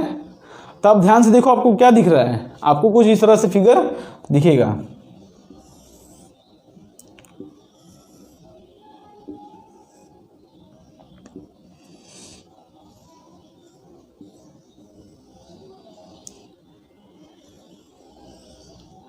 ठीक है, यहाँ पे कुछ इस तरह से फिगर दिखेगा। देखो पहले क्या था, पहले ये मैग्नेटिक फील्ड के परपेंडिकुलर था। इनिशियल केस क्या था कि मैग्नेटिक फील्ड के परपेंडिकुलर था इसका ये, और जो देखो इनिशियली केस कुछ इस तरह से था, ये मेरा मैग्नेटिक फील्ड, ठीक है, और इसका जो मैग्नेटिक मूवमेंट का डायरेक्शन आ रहा था वो, और मैग्नेटिक फील्ड का जो डायरेक्शन आ रहा था, देखो इनिशियली क्या था, ये देखो ये मेरा मैग्नेटिक फील्ड का डायरेक्शन है, ये मेरा डायरेक्शन ऑफ मैग्नेटिक फील्ड है, और ये मेरा देखो करंट जैसे इस तरह फ्लो कर रहा था तो मैग्नेटिक मूवमेंट इस तरह से आ रहा था, तो ये दोनों आपस में पैरेलल थे और इसका प्लेन जो था मैग्नेटिक मोमेंट के परपेंडिकुलर था, है ना, प्लेन मैग्नेटिक मोमेंट के परपेंडिकुलर था। लेकिन हमने क्या किया, इसको थीटा एंगल से रोटेट कर दिया। हमने क्या किया, इसको थीटा एंगल से रोटेट कर दिया। तो इसका जो मैग्नेटिक मोमेंट आएगा, मान लेते जैसे कि यहाँ पर करंट इस तरह से फ्लो कर रहा है, तो मान लो यहाँ पर देखो हमको सिर्फ यही साइड दिख रहा है ना, ये वाला, तो करंट मान लो इस तरह से फ्लो कर रहा है, तो मैग्नेटिक मोमेंट क्या होगा, हम फिंगर को कॉल करते हैं इन द डायरेक्शन ऑफ करंट, और मैग्नेटिक मोमेंट आ रहा है, तो यहाँ पर मैग्नेटिक मोमेंट भी थीटा एंगल से रोटेट कर दिया, वो भी मैग्नेटिक फील्ड के साथ थीटा एंगल बनाएगा, ठीक है। तो यहाँ पर इस तरह से केस आ रहा है। यहाँ पर ये मेरे पास एक लूप है, यहाँ पर लूप है, इसका साइड क्या है मेरा, इसका साइड है मेरा बी, पूरा साइड है इसका बी।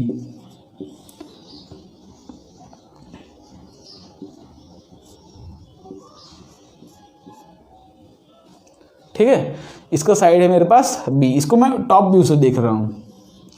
तो टॉप व्यू से देखोगे आपके कि यहाँ पर इस तरह से एक फोर्स लग रहा है जिसको मैं बोल रहा हूँ एफ, और यहाँ पर इस डायरेक्शन में एक फोर्स लग रहा है जिसको मैं बोलता हूँ एफ। ठीक है, मैं टॉप व्यू से देख रहा हूँ इसको।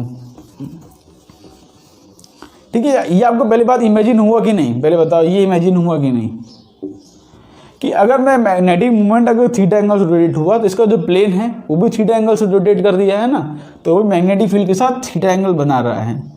ठीक है, और यहाँ पर क्या है, देखो एक फोर्स इसको इस तरफ खींच रहा है, एक फोर्स इसको इस तरफ खींच रहा है, तो दोनों जो है इसका रोटेशन इफेक्ट आ जाएगा। ठीक है, दोनों रोटेशन इफेक्ट आ जाएगा। हम इसका टॉप व्यू देख रहे हैं, एक फोर्स इसको इस तरफ खींचा, एक इसने इस तरफ खींचा, तो दोनों फोर्स इस तरह से रोटेट कर जाएगा और इसके ऊपर हमारा टॉर्क आ जाएगा। तो टॉर्क का फॉर्मूला क्या होता है, देखो टॉर्क का फॉर्मूला क्या होता है, टॉर्क का फॉर्मूला होता है force into perpendicular distance. Torque का फॉर्मूला क्या होता है, फोर्स इंटू परपेंडिकुलर डिस्टेंस। ये जो फोर्स है इसका मैग्नीट्यूड क्या है, इसका मैग्नीट्यूड है I into A into B. Force का मैग्नीट्यूड क्या है, I into A into B. और ये जो फोर्स है इसका मैग्नीट्यूड क्या है, same I into A into B. B क्या है, मैग्नेटिक फील्ड, ए क्या है, उसका साइड है। ठीक है, तो समझो यहाँ पर अब फोर्स इंटू परपेंडिकुलर डिस्टेंस, देखो ये हमारा एक्सिस ऑफ रोटेशन है, ये हमारा एक्सिस ऑफ रोटेशन है ये वाला। तो उसको मैंने यहाँ पर ऊपर से देखोगे तो आपको अंदर की तरफ दिखेगा एक्सिस ऑफ रोटेशन। ठीक है, तो हम परपेंडिकुलर डिस्टेंस लेते हैं, हम फोर्स से परपेंडिकुलर डिस्टेंस लेंगे from the axis of rotation. तो देखो, तो यहाँ पर देखो ये फोर्स है, तो इसका परपेंडिकुलर डिस्टेंस क्या हो जाएगा, ये फोर्स है, इसका परपेंडिकुलर डिस्टेंस ये हो जाएगा। देखो ये फोर्स के लिए परपेंडिकुलर डिस्टेंस यहाँ पर आ जाएगा, है ना, ये फोर्स के लिए ये हो जाएगा मेरा परपेंडिकुलर डिस्टेंस, और ये वाले फोर्स के लिए ये हो जाएगा मेरा परपेंडिकुलर डिस्टेंस, है कि नहीं, ये वाला हो जाएगा मेरा परपेंडिकुलर डिस्टेंस। तो ये परपेंडिकुलर डिस्टेंस ही हमको फाइंड करना है, ये परपेंडिकुलर डिस्टेंस कितना है। तो उसके लिए हमको पता है कि बिकॉज ये सेंटर है, तो ये हो जाएगा मेरा b/2, ये साइड हो जाएगा आधा मेरा b/2 हो जाएगा। उसी तरह से ये वाला मेरा हो जाएगा b/2, है ना, ये वाला हो जाएगा मेरा b/2। तो पहले फोर्स की वजह से तो डॉग नेट क्या होगा, देखो पहली बात तो डॉग नेट जो मेरा आएगा वो हो जाएगा F1 प्लस F2। क्यों, बिकॉज देखो इन दोनों फोर्स एक ही डायरेक्शन में घुमा रहे हैं ना, ये फोर्स का क्या होगा, टर्निंग इफेक्ट इस तरफ होगा, और ये फोर्स का टर्निंग इफेक्ट देखो दोनों जो है इसको सेम डायरेक्शन में घुमा रहे हैं। ओके, इसी डायरेक्शन में, तो दोनों का डायरेक्शन सेम है तो हम उसको डायरेक्टली ऐड कर सकते हैं। ओके, तो F1, ठीक है, टॉर्क नेट क्या हो जाएगा, τ1 प्लस τ2 लिखता हूँ, τ1 प्लस τ2। तो फोर्स, पहला फोर्स की बात करता हूँ F1, तो इसका फोर्स का मैग्नीट्यूड क्या है, फोर्स का मैग्नीट्यूड तो है देखो force into perpendicular distance plus F2 into perpendicular distance. ठीक है, मान लें F1 है, F2, चलो ये मान ले ये F1 है और ये F2 है। ओके, तो F1 इंटू परपेंडिकुलर डिस्टेंस। अच्छा, F1 F2 हमने डिफाइन कर दिया है, तो इसको F3 F4 बोल दो, कोई दिक्कत नहीं है, तो सिर्फ वेरिएबल्स हैं, उससे कुछ फर्क नहीं पड़ता। ठीक है, तो F3 बोल दो इसको, और इसको बोल दो F4। अच्छा, इसलिए लिया बिकॉज हमने इसको F1 और F2 बोल दिया था, तो आपको कन्फ्यूज़न ना हो इसलिए मैंने इसको F3 F4 बोल दिया। तो F3 का मैग्नीट्यूड तो है I into A into B, ये इसका मैग्नीट्यूड है, और परपेंडिकुलर डिस्टेंस क्या हो जाएगा, देखो ये b/2 है, ये हो जाएगा मेरा b/2 cos थीटा और परपेंडिकुलर हो जाएगा b/2 sin थीटा। देखो इसका दो कंपोनेंट बांटो, b/2 cos theta, b/2 sin theta. मेरा परपेंडिकुलर डिस्टेंस क्या हो जाएगा, परपेंडिकुलर डिस्टेंस हो जाएगा b/2 sin theta plus F4 का देखो मैग्नीट्यूड तो वही है I into A into B, और इसका डायरेक्शन मीन्स परपेंडिकुलर डिस्टेंस क्या हो जाएगा, देखो ये है मेरा b/2 sin थीटा, ये भी हो जाएगा मेरा b/2 sin थीटा। ठीक है, ये है मेरा परपेंडिकुलर डिस्टेंस। तो I into A into B into b/2 sin theta, दोनों को मैंने ऐड इसलिए किया बिकॉज दोनों सेम डायरेक्शन में है, दोनों उसको सेम डायरेक्शन में घुमा रहे हैं। तो दोनों का मैग्नीट्यूड क्या हो जाएगा, देखो ध्यान से, तो यहाँ पे हो रहा है, देखो दोनों को ऐड करेंगे तो 1/2 प्लस 1/2 1 हो जाएगा। तो मेरा फॉर्मूला टॉर्क नेट का फॉर्मूला क्या आ जाएगा, I a into B into B sine theta. ठीक है, करंट फ्लो कर रहा है इसके अंदर I a into B vector into sine theta. अब ध्यान से देखोगे तो a इंटू बी क्या है, देखो यहाँ पर ए बी का टर्म आ रहा है ना, तो a इंटू बी क्या है, a इंटू बी है इस करंट कैरिंग लूप का एरिया। देखो यहाँ पर रेक्टेंगुलर लूप है, तो ये करंट कैरिंग लूप का एरिया क्या हो जाएगा, इसका जो एरिया है वो है a इंटू बी। यहाँ पर इसका एरिया क्या है, a इंटू बी, मीन्स यहाँ पर मैं एरिया का टर्म रिप्लेस कर सकता हूँ। तो यहाँ पर देखो टॉर्क का फॉर्मूला क्या जा रहा है, अब देखो टॉर्क का फॉर्मूला हो जाएगा I into A into B vector into sine theta. ठीक है, I into A into B vector into sine theta. तो यहाँ पर हमने मैग्नेटिक मूवमेंट का फॉर्मूला पढ़ा। मैग्नेटिक मूवमेंट का फॉर्मूला क्या होता है, हमने पढ़ा है कि मैग्नेटिक मूवमेंट का जो फॉर्मूला होता है वो होता है I into A. Magnetic movement का फॉर्मूला होता है I इंटू ए, इसको यहाँ से रफ करता हूँ। ठीक है, तो उसके ऊपर से हम क्या कह सकते हैं, मैग्नेटिक मूवमेंट का फॉर्मूला होता है I into A, means I into A की जगह पर मैग्नेटिक मूवमेंट में टर्म रिप्लेस कर सकता हूँ। देखो मैग्नेटिक मूवमेंट का टर्म रिप्लेस करूँगा तो क्या आ रहा है मेरा mb sign theta.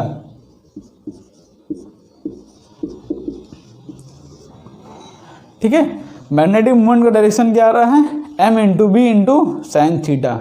Means torque का अगर मेरे को डायरेक्शन फाइंड करना हो तो m वेक्टर इस तरफ m से लेके b तक मूव करूंगा मैं, तो टॉर्क का डायरेक्शन मेरे को आ जाएगा। m से लेके b तक मूव किया तो मेरे को टॉर्क का डायरेक्शन मिल जाएगा। ठीक है, mb साइन थीटा। यहाँ पर टॉर्क को नेट लिख सकता हूँ मैं m क्रॉस b, क्योंकि थीटा किसके बीच में एंगल है, हमने थीटा किसके बीच में एंगल दिखाया है, m and b are at angle theta. तो यहाँ पर जो थीटा है angle between m and b है, इसलिए मैं टॉर्क नेट का फॉर्मूला लिख सकता हूँ मैं m क्रॉस b। ठीक है, ये देखो एनालॉगस है, मीन्स हमारे जो इलेक्ट्रोस्टैटिक्स में हमने पढ़ा था कि जो फॉर्मूला आता था उसका क्या फॉर्मूला आता था, P क्रॉस E। हमने इलेक्ट्रोस्टैटिक में क्या पढ़ा था, टॉर्क का फॉर्मूला क्या आया था, P क्रॉस E। ठीक है, magnetic dipole movement into electric field. तो यहाँ पर मैग्नेटिक फील्ड वाला चैप्टर है, तो यहाँ पर देखो E की जगह पर आ गया इलेक्ट्रिक फील्ड की जगह पर आ गया मैग्नेटिक फील्ड, और इलेक्ट्रिक डाइपोल मूवमेंट की जगह पर आ गया मैग्नेटिक डाइपोल मूवमेंट। दोनों आपस में बहुत इसी तरह से रिलेटेड होते हैं।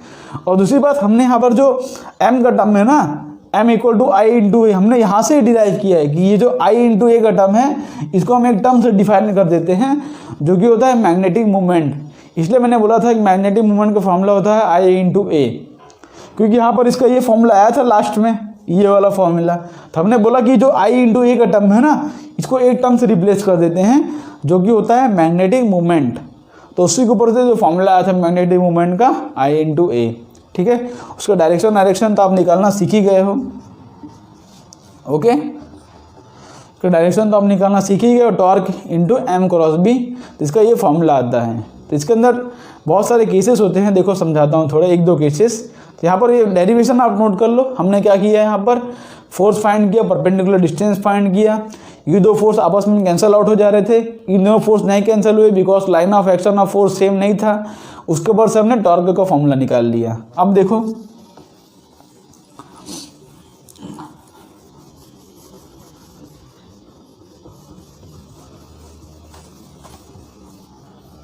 तो यहाँ पर इसके केसेस क्या होते हैं। सबसे पहला केस कि जब m on b M1B theta equal to 0 degree पर है, तब मेरा टॉर्क का फॉर्मूला आता है MB। टॉर्क का फॉर्मूला आता है MB, या तो आप लिख सकते हो I into A into B, ठीक है, इस तरह से आप लिख सकते हो, ठीक है। टॉर्क का फॉर्मूला हो जाएगा MB, बिकॉज साइन 0 क्या हो जाएगा, सॉरी, इसका टॉर्क का फॉर्मूला हो जाएगा M into B into sine theta, है ना। तो because M and B are theta is 0, तो यहाँ पर टॉर्क का फॉर्मूला आ जाएगा M into B into sign 0, यहाँ पर टॉर्क आ जाएगा 0, ठीक है। टॉर्क क्या आ जाएगा 0। और ये जो केस होता है ना, केस नंबर 1, जब M1B ठीक 0 डिग्री पर है, टॉर्क 0 आ रहा है, इसी केस को हम बोलेंगे स्टेबल इक्विलिब्रियम। स्टेबल इस जगह पे, बिकॉज उसके ऊपर नेट, देखो स्टेबल कहाँ, एक बॉडी एक जगह पर कैसे स्टेबल रहेगा, उसके ऊपर नेट फोर्स भी 0 हो, बॉडी मूव भी नहीं कर रहा हो, नेट टॉर्क भी 0 हो। ये केस में क्या आता था, नेट फोर्स 0, नेट टॉर्क 0, इसलिए बॉडी क्या होता है इसमें, स्टेबल इक्विलिब्रियम। तो अभी आपको बोले कि स्टेबल इक्विलिब्रियम में कब होगा, जब M और B के बीच में एंगल कितना होगा, 0 डिग्री, ठीक है। तो यहाँ पर टॉर्क की वैल्यू आती है 0, फोर्स की वैल्यू आती है 0, इसलिए ये होता है स्टेबल इक्विलिब्रियम। सेकंड केस देखो, यहाँ पर देखो, अगर M और B के बीच में थीटा इक्वल टू 180 डिग्री हो, थीटा इक्वल टू 180 डिग्री हो, ठीक है। तो यहाँ पर साइन 180, देखो दोनों मीन्स एंटी पैरेलल हो, या तो ऐसा बोल दो एंटी पैरेलल हो,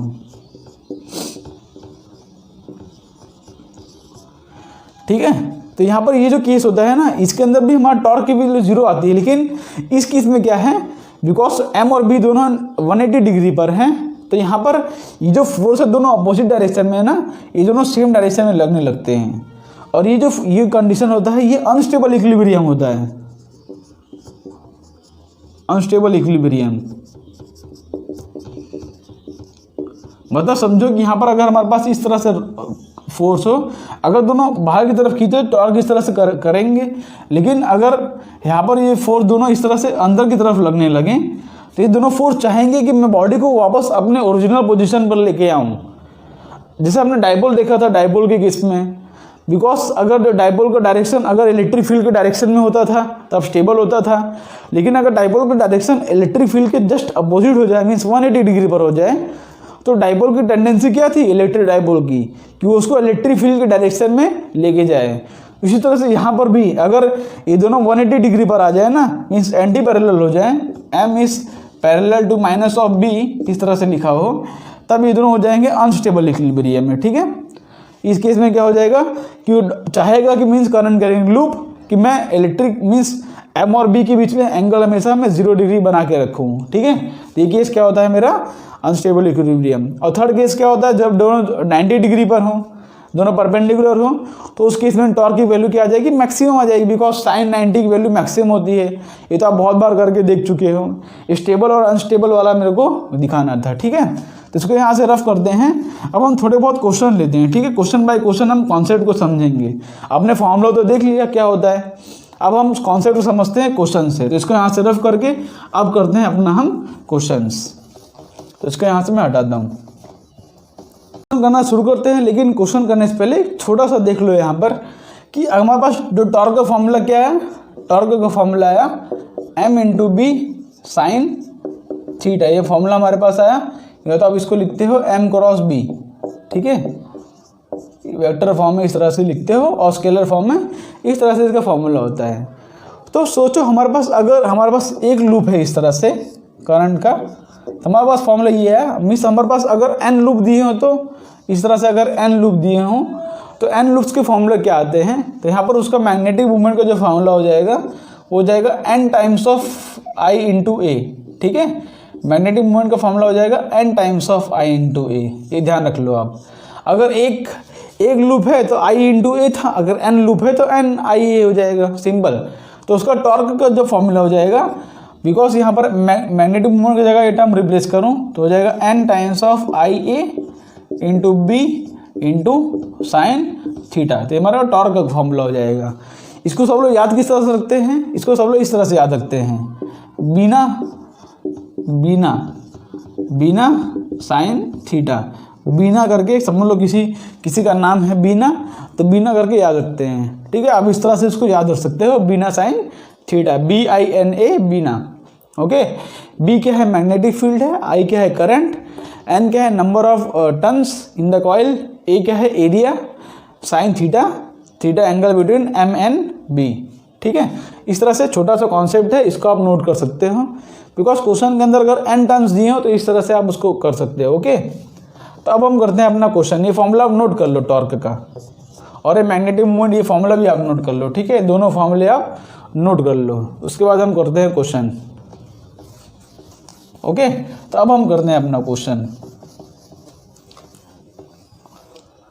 देखो पहला क्वेश्चन जो है सिंपल क्वेश्चन, देखो जे मेन 2019 में क्वेश्चन है, तो हम डायरेक्टली क्या जे मेन्स के क्वेश्चन लेते हैं। आप समझोगे कि कितने इजी क्वेश्चन आते हैं, हम डायरेक्टली जे मेन्स का क्वेश्चन लेते हैं, लेकिन आपसे हो जाएगा। अब ट्राई करके देखो एक बार कि अ रेक्टेंगुलर कॉइल डायमेंशन दिया है हमको 5 × 2.5 सेंटीमीटर विथ 100 टन्स। तो यहाँ पर जो एन की वैल्यू है ना वो हमको 100 दी है, सिंपल 100 टन्स है। Is carrying a current of 3 ampere in the clockwise direction centred at origin in the XZ plane. तो मान लो हमारे पास जैसे कि XZ प्लेन है, इस तरह से ये हमारे पास सपोज ये XY प्लेन है और ये Z प्लेन है। हमारे पास एक रेक्टेंगुलर कॉइल है जो कि XZ प्लेन में रखा हुआ है और करंट इसके अंदर फ्लो कर रहा है क्लॉकवाइज। क्लॉकवाइज क्या होता है, इस तरह से क्लॉक, तो इस तरह से हमारे पास करंट फ्लो कर रहा है। ठीक है, इसके अंदर क्या है करंट फ्लो कर रहा है इस तरह से। ओके, ऑफ करंट 3 एम्पियर, इसके अंदर करंट की वैल्यू है वो 3 एम्पियर है।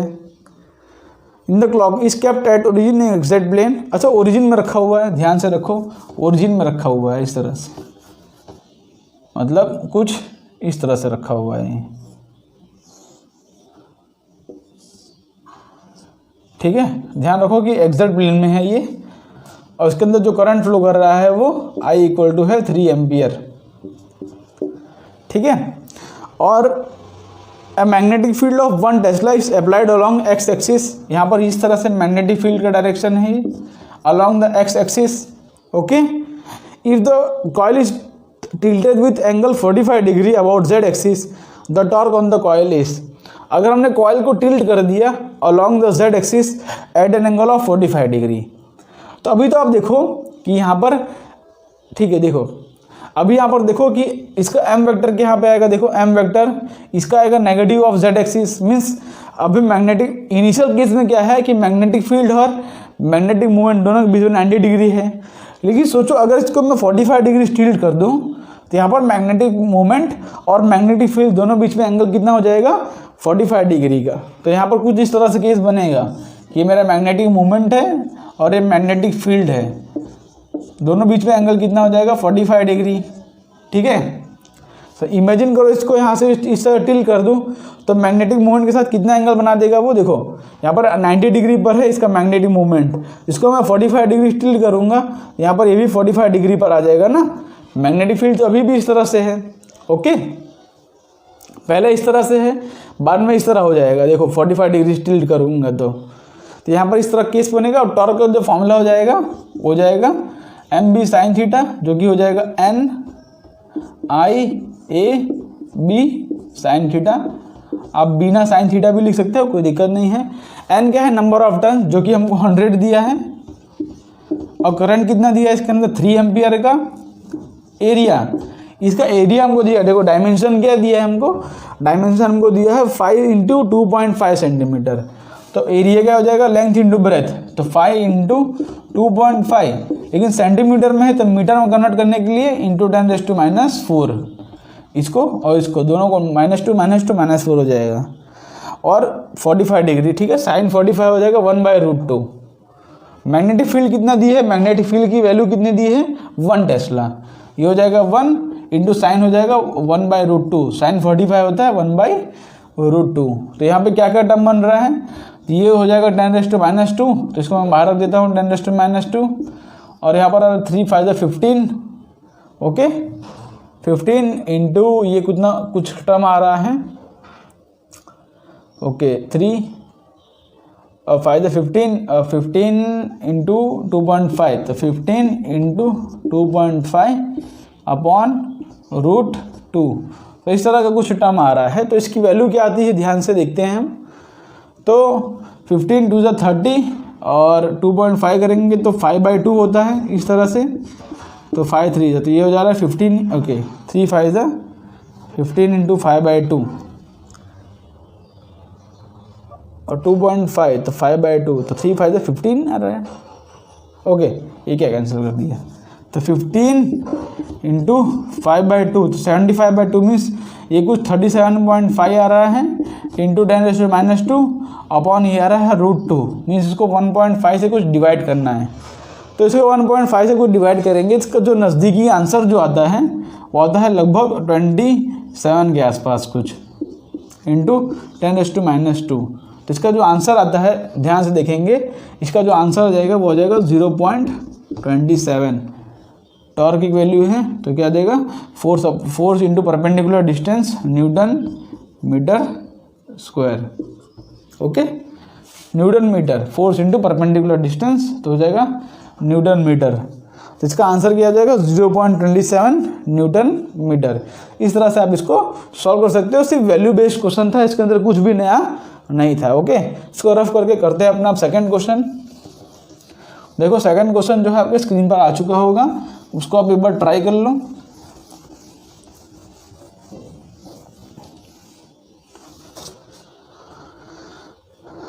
तो यहाँ पर वो क्वेश्चन देखो क्या है, क्वेश्चन दिया गया है यहाँ पर, a rectangular loop of side 10 × 5 centimetre carrying a current of 12 ampere. हमको यहाँ पर 4 फिगर्स दिए गए हैं इसके इस तरह से। तो देखोगे यहाँ पर बोला है क्वेश्चन के अंदर कि मैग्नेटिक फील्ड हमको दी गई है along the positive Z direction. Z direction कहाँ पे है, एक्स है, ये वाई है और ये जेड है। मैग्नेटिक फील्ड हमेशा इस डायरेक्शन में है। तो बोला है कौन से केस में स्टेबल इक्विलिब्रियम है और कौन से केस में अनस्टेबल इक्विलिब्रियम। यहाँ पर 4 फिगर दिए गए हैं। तो सबसे पहला फिगर क्या है, इस तरह से फिगर दिया गया है, मीन्स इसके अंदर करंट का डायरेक्शन कुछ इस तरह से ए डायग्राम में है ना। तो सिंपली मैंने आपको बताया था स्टेबल इक्विलिब्रियम का केस क्या होता है, जब एम और बी के बीच में एंगल हो थीटा = 0 डिग्री, और अनस्टेबल के बीच में एम एंड बी के बीच में थीटा है 90 डिग्री, ठीक है। तो कौन से में स्टेबल होगा, कौन से में अनस्टेबल, सॉरी थीटा = 180 डिग्री। तो कौन से में स्टेबल होगा, कौन से में अनस्टेबल होगा हमको देखना है। तो यहाँ पर देखो मैग्नेटिक मूवमेंट का डायरेक्शन किस तरफ आएगा, मैग्नेटिक मूवमेंट का डायरेक्शन आ रहा है बाहर की तरफ, देखो इस तरह से बाहर की तरफ, ओके। तो ये मैग्नेटिक मूवमेंट का डायरेक्शन है। मैग्नेटिक फील्ड का डायरेक्शन इस तरह से दिया गया है, ठीक है। मैग्नेटिक फील्ड का डायरेक्शन इस तरह से दिया गया है along the positive Z axis. तो यहाँ पर इस केस में तो परपेंडिकुलर हो जाएगा ना, इस केस में देखो एक्स वाई और जेड के परपेंडिकुलर हो जाएगा एक्स। तो यहाँ पर मैग्नेटिक फील्ड और मैग्नेटिक मूवमेंट दोनों का डायरेक्शन परपेंडिकुलर हो जाएंगे। तो हमारा पहला ऑप्शन जो है वो रॉन्ग है, ठीक है। सेकंड किस तरह से फिगर दिया गया है, सेकंड फिगर दिया गया है कुछ इस तरह से, जिसके अंदर करंट फ्लो कर रहा है, ओके। मैग्नेटिक फील्ड अभी भी इस तरफ है। अब मैग्नेटिक मूवमेंट देखते हैं, तो यहाँ पर करंट इस तरह से फ्लो कर रहा है, तो मैग्नेटिक मूवमेंट का direction along the Z axis आ जाएगा। देखो ये एक्स है, ये वाई है, तो मैग्नेटिक मूवमेंट का डायरेक्शन आ जाएगा अलोंग द जेड एक्सिस। तो यहाँ पर ये दोनों पैरेलल हो गए, मीन्स ये हमारा है स्टेबल इक्विलिब्रियम का केस, ठीक है। ये क्या है हमारा स्टेबल इक्विलिब्रियम, बिकॉज एम और बी दोनों बीच में एंगल कितना है 0 डिग्री, ठीक है। इसी तरह सी ऑप्शन में देखो, यहाँ पर इस प्लेन में दिया है जेड एक्सिस, तो यहाँ पर वो उसमें 90 डिग्री आ जाएगा। मैं देखो डायरेक्ट डी ऑप्शन करता हूँ, डी ऑप्शन यही फिगर है। डी ऑप्शन डायरेक्टली इसलिए ट्राई कर रहा हूँ बिकॉज उसमें करंट का डायरेक्शन अपोजिट दिया है ना। यहाँ पर डी ऑप्शन में, अच्छा यहाँ पर फिगर के अंदर कुछ मिस्टेक है। डी ऑप्शन था जो था ना, उसके अंदर करंट का डायरेक्शन कुछ इस तरह से था, ठीक है। एक्चुअल क्वेश्चन मैंने देखा हुआ है जो कि जेईई मेन 2019 में आया था, उसके अंदर करंट का डायरेक्शन कुछ इस तरह से दिया है। तो यहाँ पर इसका जो मैग्नेटिक मूवमेंट आता था ना, वो नेगेटिव जेड एक्सिस में आता था, ठीक है।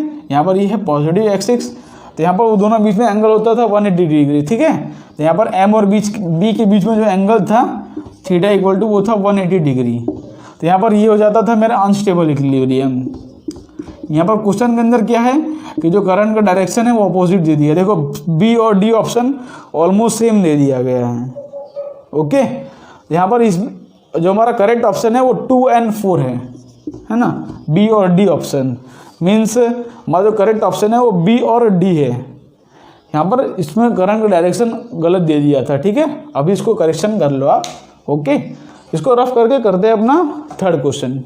इस तरह के सिंपल क्वेश्चन आते हैं डायरेक्शन वाले, इक्विलिब्रियम वाले, टॉर्क के मैग्नीट्यूड से उसका डायरेक्शन निकालना, कोई दिक्कत वाली बात है ही नहीं उसके अंदर।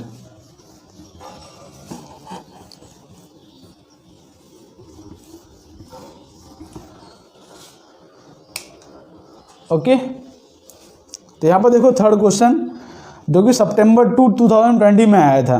तो यहाँ पर कुछ इस तरह से फिगर बना गया है, देखो ध्यान से। A wire carrying a current I is bent to a shape of this, ठीक है। यहाँ पर इस तरह से कुछ शेप दिया गया है।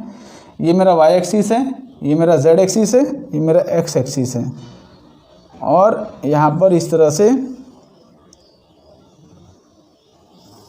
जो है इस तरह से कुछ उसका शेप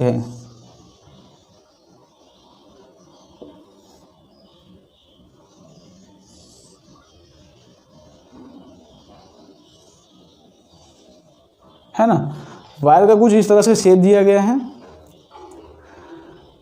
ओके। तो यहाँ पर करंट जो है इस तरह से फ्लो कर रहा है,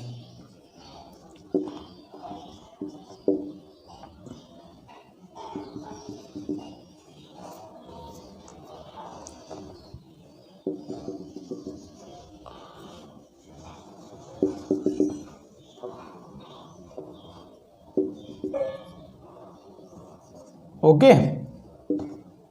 तो पूछा गया इसके अंदर मैग्नेटिक मूवमेंट पूछा है। The side of rectangle of length A and B, ये जो साइड है मेरा ए है और ये बड़ी वाली साइड है ये मेरी बी साइड है, ठीक है। ये मेरा साइड है ए, ओके।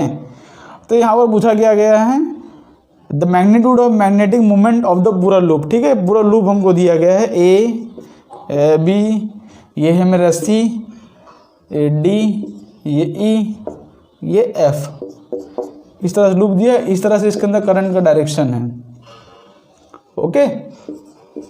मैग्नेटिक मूवमेंट पूछा है। तो यहाँ पर देखो मैंने बताया था कि दो प्लेन में दिया गया है। देखो एक तो है कि जो कि एक्स वाई प्लेन में है, और एक तो देखो यहाँ पर ये जेड है और ये एक्स है, तो एक एक्स जेड प्लेन में है। तो यहाँ पर इसको किस तरह से सॉल्व करेंगे, तो यहाँ पर दो प्लेन में दिया गया है। तो इस प्लेन और इस प्लेन को दोनों सेपरेटली करेंगे जैसे हमने किया था क्वेश्चन के अंदर। तो मैग्नेटिक मूवमेंट का फॉर्मूला हो जाएगा m1 प्लस m2, ठीक है। तो यहाँ पर पहला प्लेन जो है जो कि ए बी सी डी, यहाँ पर ये A B C D A वाला, और दूसरा जो जाएगा A D E F A D E F, ये दो प्लेन है। तो दोनों के मैग्नेटिक मूवमेंट का हम नेट सब निकालेंगे। तो यहाँ पर पहला मैग्नेटिक मूवमेंट जिसका क्या हो जाएगा, इसका जो फॉर्मूला हो जाएगा देखो इस तरह से, बिकॉज ये एक्स वाई प्लेन में है ना, तो इसका के कैप का डायरेक्शन हो जाएगा अलॉन्ग हो जाएगा के कैप का डायरेक्शन। तो इसका मैग्नीट्यूड जो हो जाएगा I into A into B, और हो जाएगा अलॉन्ग के कैप, ठीक है। उसी हिसाब से देखो ये कौन से प्लेन में है, ये एक्स जेड प्लेन में है, तो इसका जो हो जाएगा अलॉन्ग जे कैप हो जाएगा ना। मीन्स देखो करंट के डायरेक्शन में कर्ल कर रहा हूँ तो मैग्नेटिक मूवमेंट आ रहा है अलॉन्ग द जे कैप। तो यहाँ पर इसका जो हो जाएगा ये हो जाएगा I into B A into B along J cap. तो मेरा आंसर आ रहा है I into B K cap plus J cap. पूछा है मैग्नीट्यूड एंड डायरेक्शन, तो मैग्नीट्यूड तो क्या आ जाएगा इसका, मैग्नीट्यूड आ जाएगा इसका आई ए बी का whole square plus I A B का होल स्क्वायर। यहाँ पर मैग्नीट्यूड जाएगा √2 times of I A B, इसका मैग्नीट्यूड हो गया। और डायरेक्शन किस तरह से लिखते हैं हम, वेक्टर फॉर्म में लिखते हैं इसको। देखो इसको लिखने का तरीका देखो ध्यान से। तो पहली बात इसके अंदर देखो ए और डी ऑप्शन में कैंसिल हो गया, और जे और के, हमारा जे और के का टर्म आ रहा है ना, तो मीन्स हमारा बी ऑप्शन जो है करेक्ट हो जाएगा। इसको वेक्टर फॉर्म में किस तरह से लिखेंगे, वेक्टर फॉर्म में देखो इस तरह इसको लिखते किस तरह से हैं, इसको लिखेंगे हम जे कैप प्लस के कैप अपॉन √2, इसको इस तरह से वेक्टर फॉर्म में लिखेंगे, ठीक है, बिकॉज हम मैग्नीट्यूड हम इसको यूनिट वेक्टर के टर्म में लिखते हैं ना वेक्टर फॉर्म में, तो इसको वेक्टर फॉर्म में इस तरह से रिप्रेजेंट किया जाएगा। इसका डायरेक्शन है, ये इसका मैग्नीट्यूड है और ये इसका डायरेक्शन है। ओके, दोनों कंबाइन करोगे तो वापस यही वाला अपना आ जाएगा। देखो दोनों कंबाइन करेंगे हम, अगर ये देखो ये इसका क्या है, डायरेक्शन है, दोनों कंबाइन करेंगे देखो हो जाएगा √2 IAB इंटू हो जाएगा J cap plus K cap by √2। तो देखो ये √2 से √2 कैंसिल हो जाएगा, वापस अपना ये फॉर्मूला आ जाएगा। ओके, तो ये मेरा वेक्टर के टर्म में रिप्रेजेंटेशन था, ये इसका मैग्नीट्यूड है और ये इसका है डायरेक्शन। तो इस तरह के क्वेश्चंस आते हैं। तो इस तरह के क्वेश्चन जब भी आप आए आप उसको सॉल्व कर सकते हो। और एक तरह के क्वेश्चंस आते हैं जिसके अंदर क्या करते हैं कि स्क्वायर लूप होता है, इसको हम चेंज कर देते हैं सर्कुलर लूप में। चलो उसके एक क्वेश्चन कर ही लेते हैं उसके जैसा। तो क्वेश्चन क्या होता है समझो, last question of the day हमारा हो जाएगा, सिंपल क्वेश्चन है, कोई दिक्कत है नहीं इसके अंदर। देखो यहाँ पर एक क्वेश्चन लेके आया था मैं, देखो है कि नहीं, अगर होगा तो हम कर लेते हैं उसको।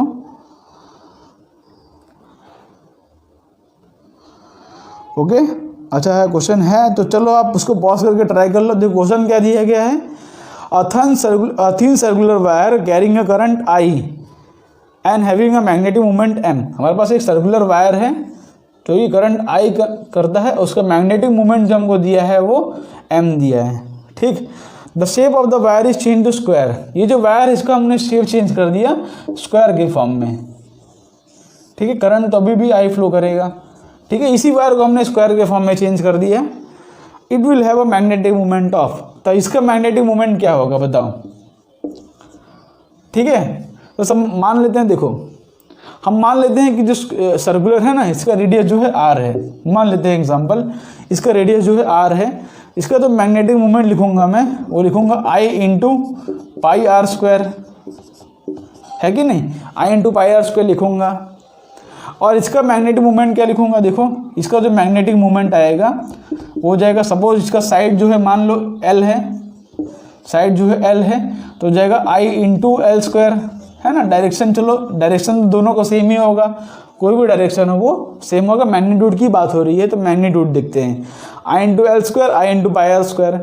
तो बोल रहे हैं कि इसका मैग्नेटिक मोमेंट क्या होगा, तो मान लो इसका हमको दिया गया, देखो ये हमको गिवन था, ये हमको गिवन था, और ये हमको देखो ये हमको गिवन नहीं है, तो हम क्या करेंगे, एल को है ना in the terms of R लिखेंगे, एल को क्या करेंगे हम आर के टर्म में लिखेंगे। तो यहाँ पर इसका टोटल पूरा सर्कमफरेंस क्या है, टोटल पूरा सर्कमफरेंस है 2 पाई आर, और यहाँ पर इसका टोटल पूरा पेरीमीटर क्या है 4L। और ये दोनों इक्वल क्यों होंगे, बिकॉज इसी को तो हमने इसके अंदर चेंज किया है। क्या बोला है कि इसी को हमने चेंज कर दिया इसके अंदर, इसको हमने बेंड कर दिया है, तो इसका टोटल सर्कमफरेंस तो सेम ही रहेगा ना। मतलब इसका जो टोटल 4L लेंथ है वो इसके पूरे सर्कमफरेंस के बराबर होगा। समझ पड़ा कि नहीं, क्योंकि इसी वायर को तो बेंड किया है। तो यहाँ पर देखो ये 2 से 2 कैंसिल हो जाएगा, तो यहाँ पे पाई देखो सॉरी एल की वैल्यू क्या आ रही है, एल की वैल्यू आ रही है पाई आर बाई 2, एल की वैल्यू आ रही है पाई आर बाई 2। तो वही यहाँ पे सब्सटीट्यूट कर दो, यहाँ पे एल की वैल्यू क्या आ जाएगी पाई आर बाई 2, तो I into pi R square, तो यहाँ पे आ रहा है pi square R square upon, okay, upon क्या आ रहा है 2, तो यहाँ पर नीचे हो जाएगा स्क्वायर, उसका 4 है ना, तो यहाँ पर नीचे आ रहा है 4। ऑप्शन किस तरह से दिए गए हैं हमको, ऑप्शन दिए गए हैं हमको आई इंटू एल स्क्वायर, तो 4m। हाँ, तो यहाँ पे देखो क्या आ रहा है, देखो तो okay I into pi square R square upon 4, इस तरह से हमारा आ गया। तब हम क्या करेंगे, देखो ध्यान से, आई इंटू पाई आर स्क्वायर की जगह पर हम m रखेंगे, तो I into pi R square की जगह पर m रखोगे तो m इंटू हो जाएगा m इंटू, यहाँ पर एक पाई ऊपर बचेगा और नीचे आ रहा है 4, okay, m into pi by 4, तो m into pi by 4 means हमारा जो डी ऑप्शन है ना वो मैच कर जाएगा। इस तरह क्वेश्चन इस तरह सॉल्व करने होते हैं, बिकॉज ये गिवन था, हमने इसी को उसके टर्म में चेंज कर लिया, तो हमारा m इंटू पाई बाई 4 हमारा आंसर आ गया। तो होप सो आपको ये क्वेश्चन समझ पड़ा होगा। ये था हमारा आज का लास्ट क्वेश्चन। तो आज से हमने 2 टॉपिक कवर किए, मैग्नेटिक मोमेंट और टॉर्क वाला। मैग्नेटिक मोमेंट और टॉर्क दोनों जो है एनालॉगस थे इलेक्ट्रोस्टैटिक के साथ, तो उसको भी हमने देखा किस तरह से वो दोनों एनालॉगस हैं। तो क्वेश्चन भी हमने किए 2-3 क्वेश्चन जेईई मेंस के। तो होप्स आपको सारे क्वेश्चंस और कॉन्सेप्ट समझ पड़ा होगा। अगर समझ पड़ा तो इस वीडियो को लाइक कर दो और इस वीडियो को शेयर कर दो, ठीक है। और हो सके तो चैनल को भी सब्सक्राइब कर लो। आप क्या करो, इसके बेस पे अच्छे क्वेश्चन और भी सॉल्व करते रहो। तो मिलते हैं आपको नेक्स्ट वीडियो में किसी और नेक्स्ट टॉपिक के साथ। तब तक के लिए आप पढ़ाई करते रहो। तब तक के लिए बाय बाय।